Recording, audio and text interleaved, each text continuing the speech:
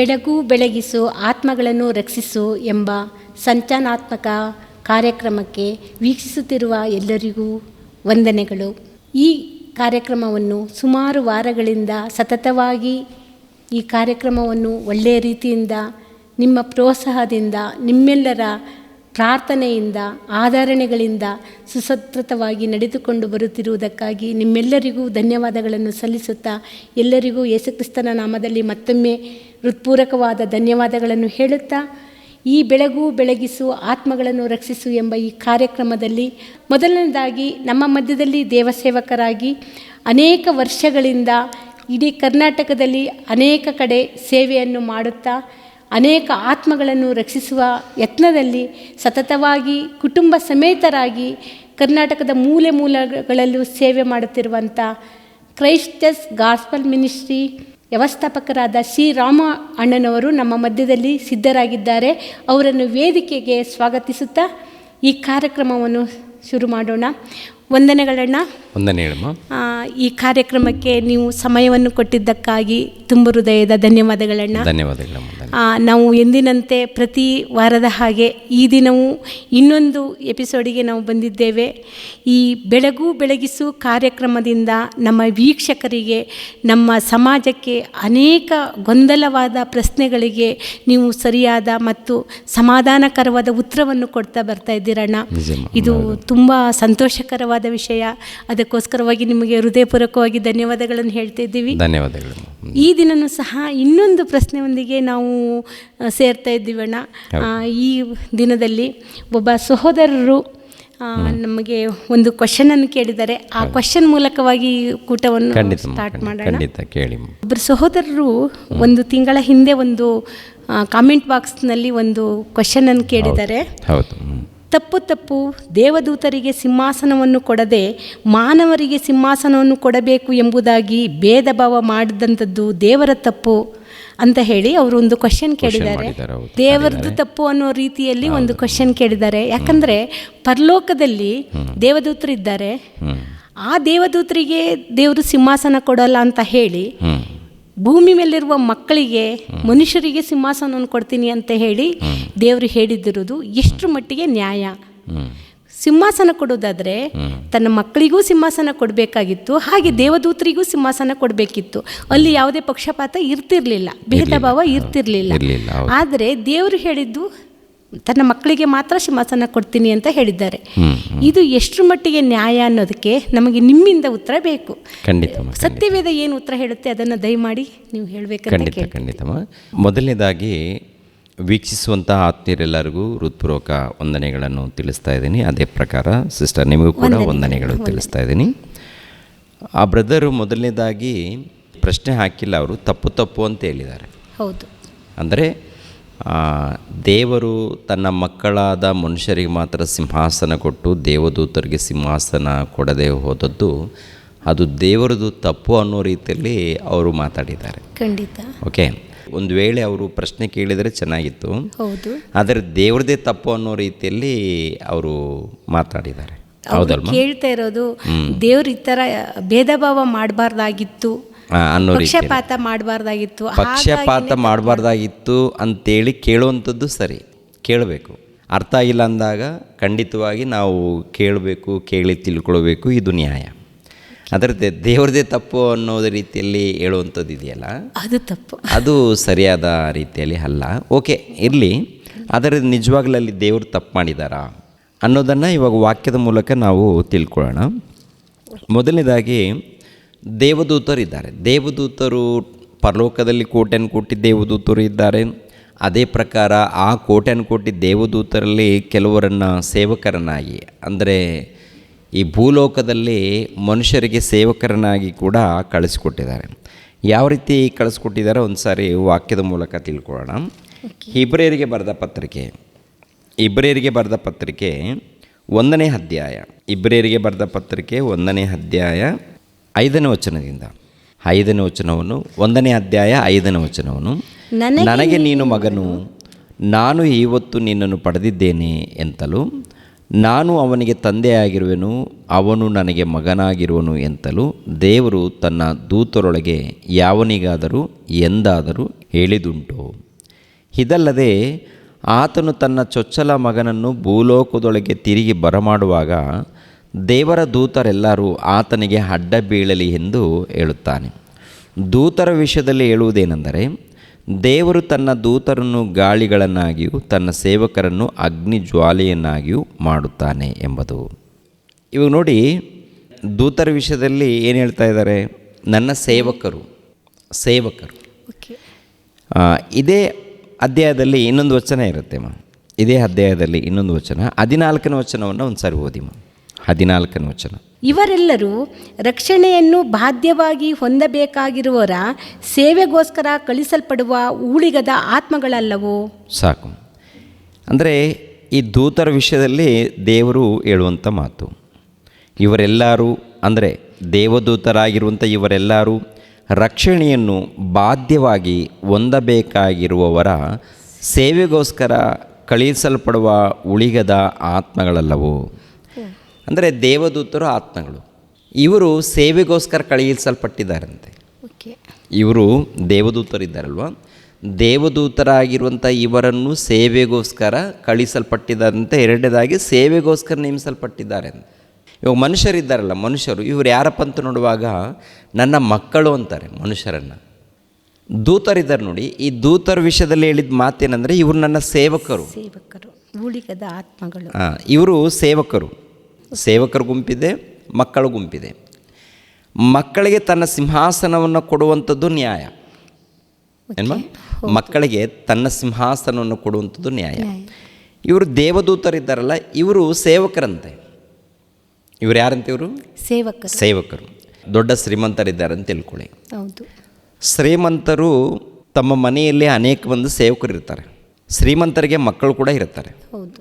ಅವರು ಒಂದು ಉನ್ನತವಾದಂಥ ಒಂದು ಅಧಿಕಾರದಲ್ಲಿ, ಉನ್ನತವಾದಂಥ ಒಂದು ಉದ್ಯೋಗದಲ್ಲಾಗಿರ್ಬೋದು, ಯಾವುದೋ ಒಟ್ಟಿನಲ್ಲಿ ಉನ್ನತವಾದಂಥ ಆ ಮನೆಯಲ್ಲಿ ಒಂದು ಉನ್ನತವಾದಂಥ ಸ್ಥಾನದಲ್ಲಿ ಇರ್ತಾರೆ. ಯಾರು? ಒಬ್ಬ ಯಜಮಾನ. ಆತನಿಗೆ ಮಕ್ಕಳಿರುವಾಗ ಅದೇ ಪ್ರಕಾರ ಆ ಮನೆಯಲ್ಲಿ ಅನೇಕ ಮಂದಿ ಸೇವಕರು ಇರ್ತಾರೆ. ಕೆಲಸ ಮಾಡಲಿಕ್ಕೆ ಇದ್ದಂಥ ಸೇವಕರು ಇದ್ದಾರೆ. ಎರಡನೇದಾಗಿ ಮಕ್ಕಳು ಕೂಡ ಇದ್ದಾರೆ. ಜವಾಬ್ದಾರಿ ಕೊಡಬೇಕಂದ್ರೆ ಯಾರಿಗೆ ಕೊಡ್ತಾರೆ? ಮಕ್ಕಳಿಗೆ ಕೊಡ್ತಾರ ಅಥವಾ ಮನೆಯಲ್ಲಿ ಕೆಲಸ ಮಾಡುವಂಥ ಸೇವಕರಿಗೆ ಕೊಡ್ತಾರ? ಮಕ್ಕಳಿಗೆ ಕೊಡ್ತಾರೆ. ಏನೇ ಆಗಲಿ, ಆಸ್ತಿ ವಿಷಯದಲ್ಲಾಗಿರಲಿ, ಸಿಂಹಾಸನದ ವಿಷಯದಲ್ಲಾಗಲಿ, ಅಧಿಕಾರದ ವಿಷಯದಲ್ಲಾಗಲಿ, ಯಾವುದೇ ಆಗಲಿ, ಈ ಒಂದು ಜವಾಬ್ದಾರಿಯನ್ನು ಮಕ್ಕಳಿಗೆ ಕೊಡುವಂಥದ್ದು ನ್ಯಾಯ. ಮಕ್ಕಳಿಗೆ ಕೊಡೋದು ಬಿಟ್ಟು ಆ ಒಂದು ದೊಡ್ಡ ಒಂದು ಭವನದಲ್ಲಿ ಸೇವಕರಿರ್ತಾರೆ, ಆ ಸೇವಕರನ್ನು ಕರೆದು ಎಲ್ಲ ಅಧಿಕಾರ ಆ ಸೇವಕರಿಗೆ ಕೊಟ್ಟರೆ ಅದು ಹೇಗಿರುತ್ತೆ? ಅದು ತಪ್ಪು. ಸರಿಯಾಗುತ್ತಾ? ಖಂಡಿತವಾಗಿ ನಮ್ಮ ಮನಸ್ಸು ಒಪ್ಕೊಳ್ಳುತ್ತಾ? ಇಲ್ಲ. ನಾವೇ ಭೂಮಿಯ ಮೇಲೆ ಒಂದು ಮನೆಯಲ್ಲಿ ಕೆಲಸ ಮಾಡೋರು ಕೂಡ ಇರ್ತಾರೆ, ಮಕ್ಕಳು ಇರ್ತಾರೆ. ನಮ್ಮಲ್ಲಿ ಏನಾದರೂ ಇದ್ದದ್ದು ಅದು ಮಕ್ಕಳಿಗೆ ಒಪ್ಪಿಸ್ತೀವಿ ವಿನಃ ಸೇವಕರಿಗೆ ಒಪ್ಸಲ್ಲ. ಸೇವಕರಿಗೆ ಏನು ಕೊಡಬೇಕು, ಅವರು ಎಷ್ಟು ಕೆಲಸ ಮಾಡಿದ್ದಾರೆ ಅದಕ್ಕೆ ತಕ್ಕ ಹಾಗೆ ಸಂಬಳ ಕೊಡುವಂಥದ್ದು ನಡೆಯುತ್ತೆ. ಹೌದಲ್ವ? ಆದರೆ ಇಲ್ಲಿ ಆ ಮನುಷ್ಯನು ಕೇಳಿದ್ದೇನಪ್ಪ ಅಂದರೆ, ದೇವದೂತರಿಗೂ ಸಿಂಹಾಸನ ಕೊಡದೆ ಕೇವಲ ಮಕ್ಕಳಿಗೆ ಮಾತ್ರ ಸಿಂಹಾಸನ ಕೊಡುವಂಥದ್ದು ಇದು ಸರಿಯಲ್ಲ, ತಪ್ಪು ಅನ್ನುವಂಥ ರೀತಿಯಲ್ಲಿ ಹೇಳಿದ್ದಾರೆ. ಮಾಮೂಲಾಗಿ ಇಲ್ಲಿ ನೋಡಿ, ಒಬ್ಬ ಅರಸರ ಕುಟುಂಬದಲ್ಲಿ ಕೂಡ ಯೋಚನೆ ಮಾಡೋಣ.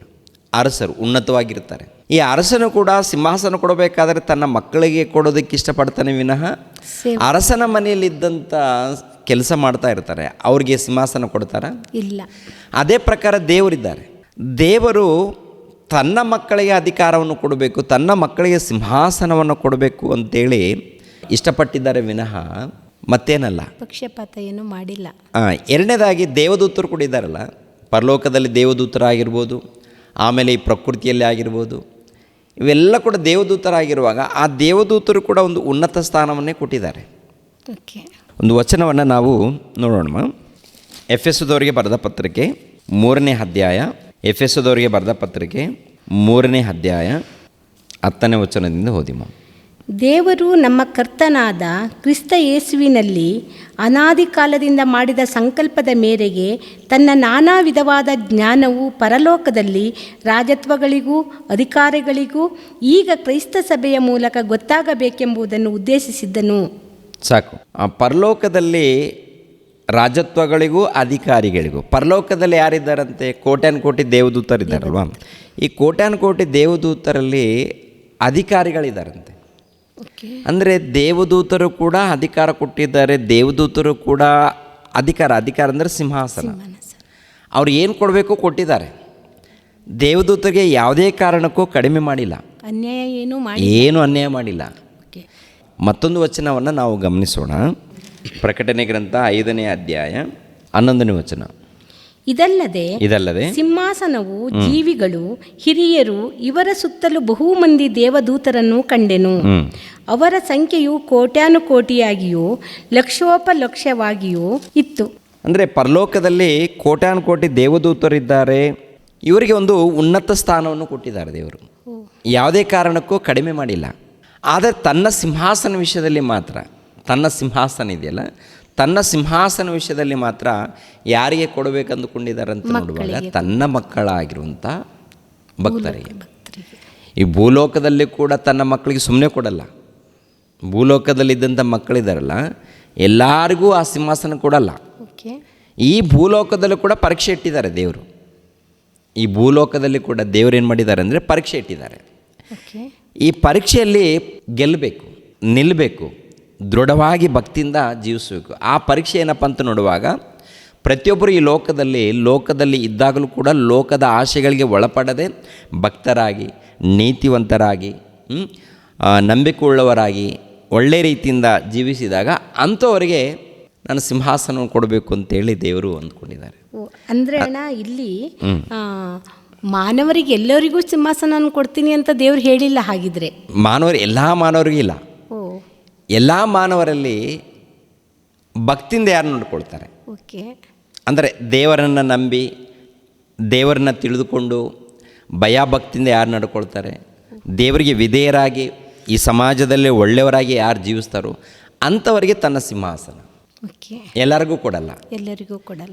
ಆದರೆ ದೇವದೂತರಿಗೆ ಮಾತ್ರ ನೋಡುವಾಗ ಆಲ್ರೆಡಿ ದೇವರ ಬಗ್ಗೆ ಗೊತ್ತು, ಪರಲೋಕದ ಬಗ್ಗೆ ಗೊತ್ತು ದೇವದೂತರಿಗೆ, ಹೌದಲ್ವ? ಪರಲೋಕದಲ್ಲಿ ದೇವದೂತರಿದ್ದಾರಲ್ಲ, ಅವರು ದೇವರು ಹೇಗಿದ್ದಾರೋ ಗೊತ್ತು.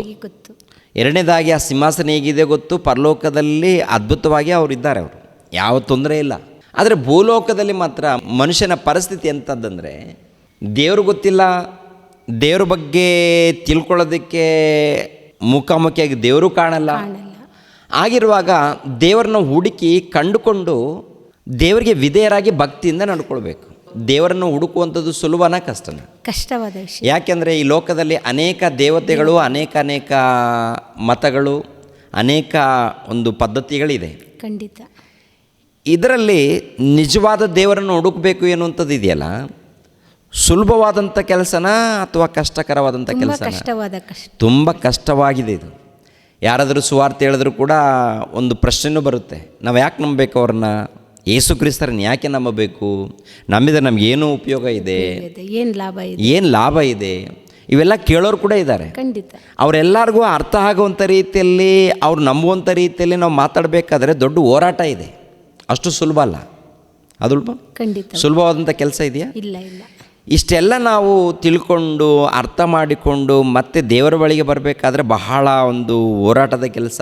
ಇದೆಲ್ಲ ಹೋರಾಡಿ ದೇವ್ರ ಬಳಿಗೆ ಬಂದು ಭಕ್ತಿಯಿಂದ ನಡ್ಕೊಂಡು ಕೊನೆ ತನಕ ಶ್ರದ್ಧೆಯಿಂದ ಜೀವಿಸಿದಾಗ ಅಂಥವರಿಗೆ ನಾನು ಪರಲೋಕವನ್ನು ಕೊಡ್ತೀನಿ, ಪರಲೋಕ ಸಿಂಹಾಸನವನ್ನು ಕೊಡ್ತೀನಿ ಅಂತ ಹೇಳಿದ್ದಾರೆ. ಅಂದರೆ ಚಿಕ್ಕ ವಿಷಯ ಅಲ್ಲ. ಖಂಡಿತ. ಇದು ಬಹಳ ಹೋರಾಟ ಇದೆ. ಖಂಡಿತ. ಇಂಥ ಹೋರಾಟ ದೇವದೂತರಿಗೇನು ಕೊಟ್ಟಿಲ್ಲ. ಅಲ್ಲಿ ಅವರಿಗೆ ಅಲ್ಲಿ ಪರಿಶುದ್ಧವಾದ ಜಾಗದಲ್ಲೇ ಇದ್ದು ಅವರು ಆಟೋಮೆಟಿಕ್ ಅವರು ಪರಲೋಕದಲ್ಲಿದ್ದಾರೆ, ದೇವರ ಜೊತೆಯಲ್ಲೇ ಇದ್ದಾರೆ, ನೋಡ್ತಾ ಇದ್ದಾರೆ, ಹೌದಲ್ವಾ? ಅವರಿಗೆ ಹೋರಾಟ ಇಲ್ಲ. ಅವ್ರಿಗೆ ಈ ಥರ ಹೋರಾಟ ಇಲ್ವಲ್ಲ. ನಮ್ಮ ಥರ ಹೋರಾಟ ಏನಾದರೂ ಇದೆಯಾ? ಇಲ್ಲ. ನಮ್ಮ ಥರ ಹೋರಾಟ ಏನಿಲ್ಲ ಅವ್ರಿಗೆ. ಅಂದರೆ ಅವರು ಕೆಲಸ ಮಾಡ್ತಾ ಇದ್ದಾರೆ, ದೇವರಿಗೆ ಒಳಪಟ್ಟು ಕೆಲಸ ಮಾಡ್ತಾ ಇದ್ದಾರೆ. ಗಾಳಿಯಾಗಿ, ನೀರಾಗಿ, ಆಮೇಲೆ ಸೂರ್ಯನು ಉರಿಸುವಂಥ ಬೆಂಕಿಯಾಗಿ, ಆಮೇಲೆ ತಿನ್ನುವಂಥ ಆಹಾರ ಪದಾರ್ಥಗಳಾಗಿ ಇವೆಲ್ಲ ಕೂಡ ಕೆಲಸ ಮಾಡ್ತಾಯಿವೆ. ಅಂದರೆ ಭೂಲೋಕದಲ್ಲಿ ನಮಗೋಸ್ಕರ ಆಹಾರಕ್ಕೋಸ್ಕರ ನಮಗೆ ಏನೇನು ಬೇಕು ಎಲ್ಲ ವ್ಯವಸ್ಥೆ ದೇವರು ತನ್ನ ದೂತರಿಗೆ ಅಪ್ಪಣೆ ಕೊಟ್ಟಿದ್ದಾರೆ, ಅವರು ಕೆಲಸ ಮಾಡ್ತಾ ಇದ್ದಾರೆ. ಪ್ರಾಮುಖ್ಯವಾದ ಹೋರಾಟ ಏನಪ್ಪ ಅಂತಂದರೆ ಮನುಷ್ಯರ ಬಳಿಯಲ್ಲಿ ಹೋರಾಟ ಇದೆ, ದೊಡ್ಡ ಹೋರಾಟ ಇದೆ. ಅಂದರೆ ಅಣ್ಣ, ಈ ದೇವದೂತರುಗಳೇ ಹಾಗಾದರೆ ಈಗ ನಮಗೆ ಏನೇನು ಸೌಲಭ್ಯ ಬೇಕು ಅದೆಲ್ಲ ದೇವ್ರ ದೂತರ ಮೂಲಕ ಮಾಡಿಸ್ತಾ ಇದ್ದಾರಾ? ನಿಜ ಅಮ್ಮ. ಇವಾಗ ಈ ಪ್ರಕೃತಿಯಲ್ಲಿ ಒಂದು ಗಿಡ ಇದೆಯಲ್ಲ, ಓಕೆ, ಆ ಗಿಡ ಬೆಳೀತಾ ಇದೆ ಅಂದರೆ ಆ ಗಿಡದಲ್ಲಿ ದೇವದೂತರು ಎಂಬುವಂಥ ಜೀವ. ಗಿಡ ಬೆಳೀತಾ ಇದೆ ಅಂದರೆ ಇವು ನೋಡಿ, ನಾವು ಚಿಕ್ಕದೊಂದು ಕಾಳು ಹಾಕಿದ್ದೀವಿ. ಚಿಕ್ಕದೊಂದು ಭೂಮಿಯಲ್ಲಿ ಕಾಳು ಹಾಕಿದಾಗ ಈ ಕಾಳು ಏನಾಗ್ತಾ ಇದೆ ಅಂದರೆ, ಯಾವುದೇ ಕಾಳು, ಯಾವುದೇ ಬೀಜ ಆಗಲಿ, ಒಂದು ಬೀಜ ಹಾಕಿದಾಗ ನೆಲದಲ್ಲಿ ಅದು ಸತ್ತೋಗುತ್ತೆ, ಮೊಳಕೆ ಬರುತ್ತೆ. ಮೊಳಕೆ ಬಂದು ಬೆಳೀತಾ ಇದೆ. ಬೆಳಿಬೇಕಾದರೆ ಅದರಲ್ಲಿ ಜೀವ ಇದೆಯಾ ಅಂತಾನ ಇಲ್ವಂತ? ಜೀವ ಇದೆ. ಆ ಜೀವ ಯಾರ್ದು?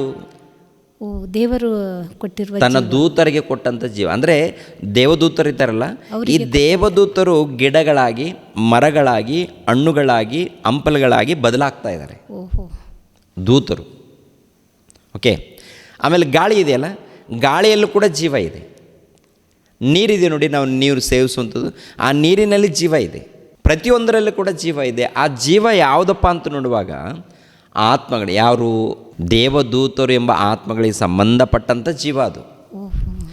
ಇವಾಗ ನಾವು ಈ ಲೋಕದಲ್ಲಿ ಬದುಕ್ತಾ ಇದ್ದೀವಿ ಅಂತಂದರೆ ಈ ದೇವದೂತರು ಬಲಿ ಆಗ್ತಾ ಇದ್ದಾರೆ ನಮಗೋಸ್ಕರ. ಅದೇ ಇಬ್ರಿಯರಿಗೆ ಬರೆದ ಪತ್ರಿಕೆಯಲ್ಲಿ ನೋಡಿದ್ದೀವಲ್ಲ, ಅಂದರೆ ರಕ್ಷಣೆಯನ್ನು ಬಾಧ್ಯವಾಗಿ ಹೊಂದಬೇಕಾಗಿರೋರಿಗೋಸ್ಕರ ಕಳುಹಿಸಲ್ಪಟ್ಟಿರುವಂಥ ಉಳಿಗದ ಆತ್ಮಗಳಲ್ಲವೋ. ಅಂದರೆ ಇವರು ನಮ್ಮ ಸೇವೆ ನಿಮಿತ್ತವಾಗಿ ಕಳುಹಿಸಲ್ಪಟ್ಟಿದ್ದಾರೆ, ಅವರು ನಮಗೆ ಸೇವೆ ಮಾಡ್ತಾ ಇದ್ದಾರೆ. ಯಾರಪ್ಪ ಅಂತ ನೋಡುವಾಗ ದೇವರು ತನ್ನ ಮಕ್ಕಳಾಗಿರುವಂಥ ನಮಗೆ ಸೇವೆಗೋಸ್ಕರ ಕಳಿಸಿದ್ದಾನೆ. ಕಳಿಸಿರೋದರಿಂದ ಇವರು ಸೇವೆ ಮಾಡ್ತಾ ಇದ್ದಾರೆ. ಹಾಗಂತ ಇವ್ರಿಗೆ ಏನು ಕಡಿಮೆ ಮಾಡಿಲ್ಲ. ಎಲ್ಲ ರೀತಿಯಲ್ಲಿ ವ್ಯವಸ್ಥೆ ಇದೆ, ಪರಲೋಕದಲ್ಲಿ ಕೂಡ ಉನ್ನತ ಸ್ಥಾನ ಇದೆ, ಏನು ತೊಂದರೆ ಇಲ್ಲ ಅವರಿಗೆ. ಆದರೆ ನಮಗೆ ಇದು ಗೊತ್ತಿರಲಿಲ್ಲ ಅಣ್ಣ. ಈ ಭೂಮಿಲೋಕದಲ್ಲಿ ಎಷ್ಟೋ ಜನಕ್ಕೆ ಇದು ಸತ್ಯ ಗೊತ್ತಿಲ್ಲ. ದೇವದೂತರನ್ನ ದೇವರು ಕಳಿಸ್ಬಿಟ್ಟು ನಮ್ಮ ಅವಶ್ಯಕತೆಗಳನ್ನು ಪೂರೈಸ್ತಾ ಇದ್ದಾರೆ. ಈ ರೀತಿಯಾಗಿ ದೇವದೂತರು ಬದಲಾಗಿ ನಮಗೆ ಈ ಥರವಾಗಿ ಗಾಳಿ, ನೀರು, ಆಹಾರ ಎಲ್ಲ ಸಿಗ್ತಾ ಇದೆ ಮರಗಿಡಲಿ ಅನ್ನೋದು ಎಷ್ಟೋ ಜನಕ್ಕೆ ಗೊತ್ತಿಲ್ಲ. ಯಾಕಂದರೆ ಎಲ್ಲರೂ ಏನಂದ್ಕೊಳ್ತಾರಂದರೆ ನಾವು ಗಾಳಿ ದೇವರು ಅಂದ್ಕೊಳ್ತಾರೆ. ಹೌದು, ಹೌದಲ್ವಾ? ಗಾಳಿ ದೇವರು, ಆಮೇಲೆ ನೀರು ದೇವರು, ಆಮೇಲೆ ಸೂರ್ಯ ದೇವರು ಅಂತೇಳಿ ಈ ರೀತಿ ಅಂದ್ಕೊಂಡಿದ್ದಾರೆ ವಿನಃ ಅವರು ದೇವದೂತರಾಗಿರುವಂಥ ಅವರು ನಮ್ಮೆಲ್ಲರಿಗೆ ಸೇವೆ ಮಾಡ್ತಾ ಇದ್ದಾರೆ. ಸೇವೆ. ಇವಾಗ ಗಾಳಿ ಇಲ್ಲದ ಹೋದ್ರೆ ನಾವು ಬದುಕ್ತೀವ? ಖಂಡಿತ ಸಾಧ್ಯ ಇಲ್ಲ. ಗಾಳಿ ದೇವದೂತನ ಏನು ಮಾಡ್ತಾ ಇದ್ದಾರೆ? ಸೇವೆ ಮಾಡ್ತಾ ಇದ್ದಾರೆ. ಎರಡನೇದಾಗಿ ಬಿಸಿಲಿಲ್ಲದೆ ಹೋದರೆ ನಾವು ಬದುಕ್ತೀವ? ಸಾಧ್ಯ ಇಲ್ಲ. ಬೆಳಕು ಬೇಕು, ಬಿಸಿಲು ಬೇಕು. ಆ ಸೂರ್ಯನ ಕಿರಣಗಳ ಮೂಲಕ ಸಿಗುವಂಥ ಆರೋಗ್ಯ ಇದೆಯಲ್ಲ, ಅದು ನಮ್ಗೆ ಬೇಕು. ಅಂದರೆ ಸೂರ್ಯ ದೇವದೂತ, ಬೆಳಕು ದೇವದೂತ. ಸೂರ್ಯನ ಮೂಲಕ ಬರುವಂಥ ಕಿರಣಗಳು, ಇಲ್ಲಾಂದರೆ ಅದರ ಮೂಲಕ ನಮಗೆ ಏನೇನು ಆರೋಗ್ಯ ಸಿಗುತ್ತೆ, ಇದೆಲ್ಲ ಕೂಡ ಒಂದು ರೀತಿಯಲ್ಲಿ ನಮಗೆ ಮಾಡುವಂಥ ಸೇವೆ ಅದು.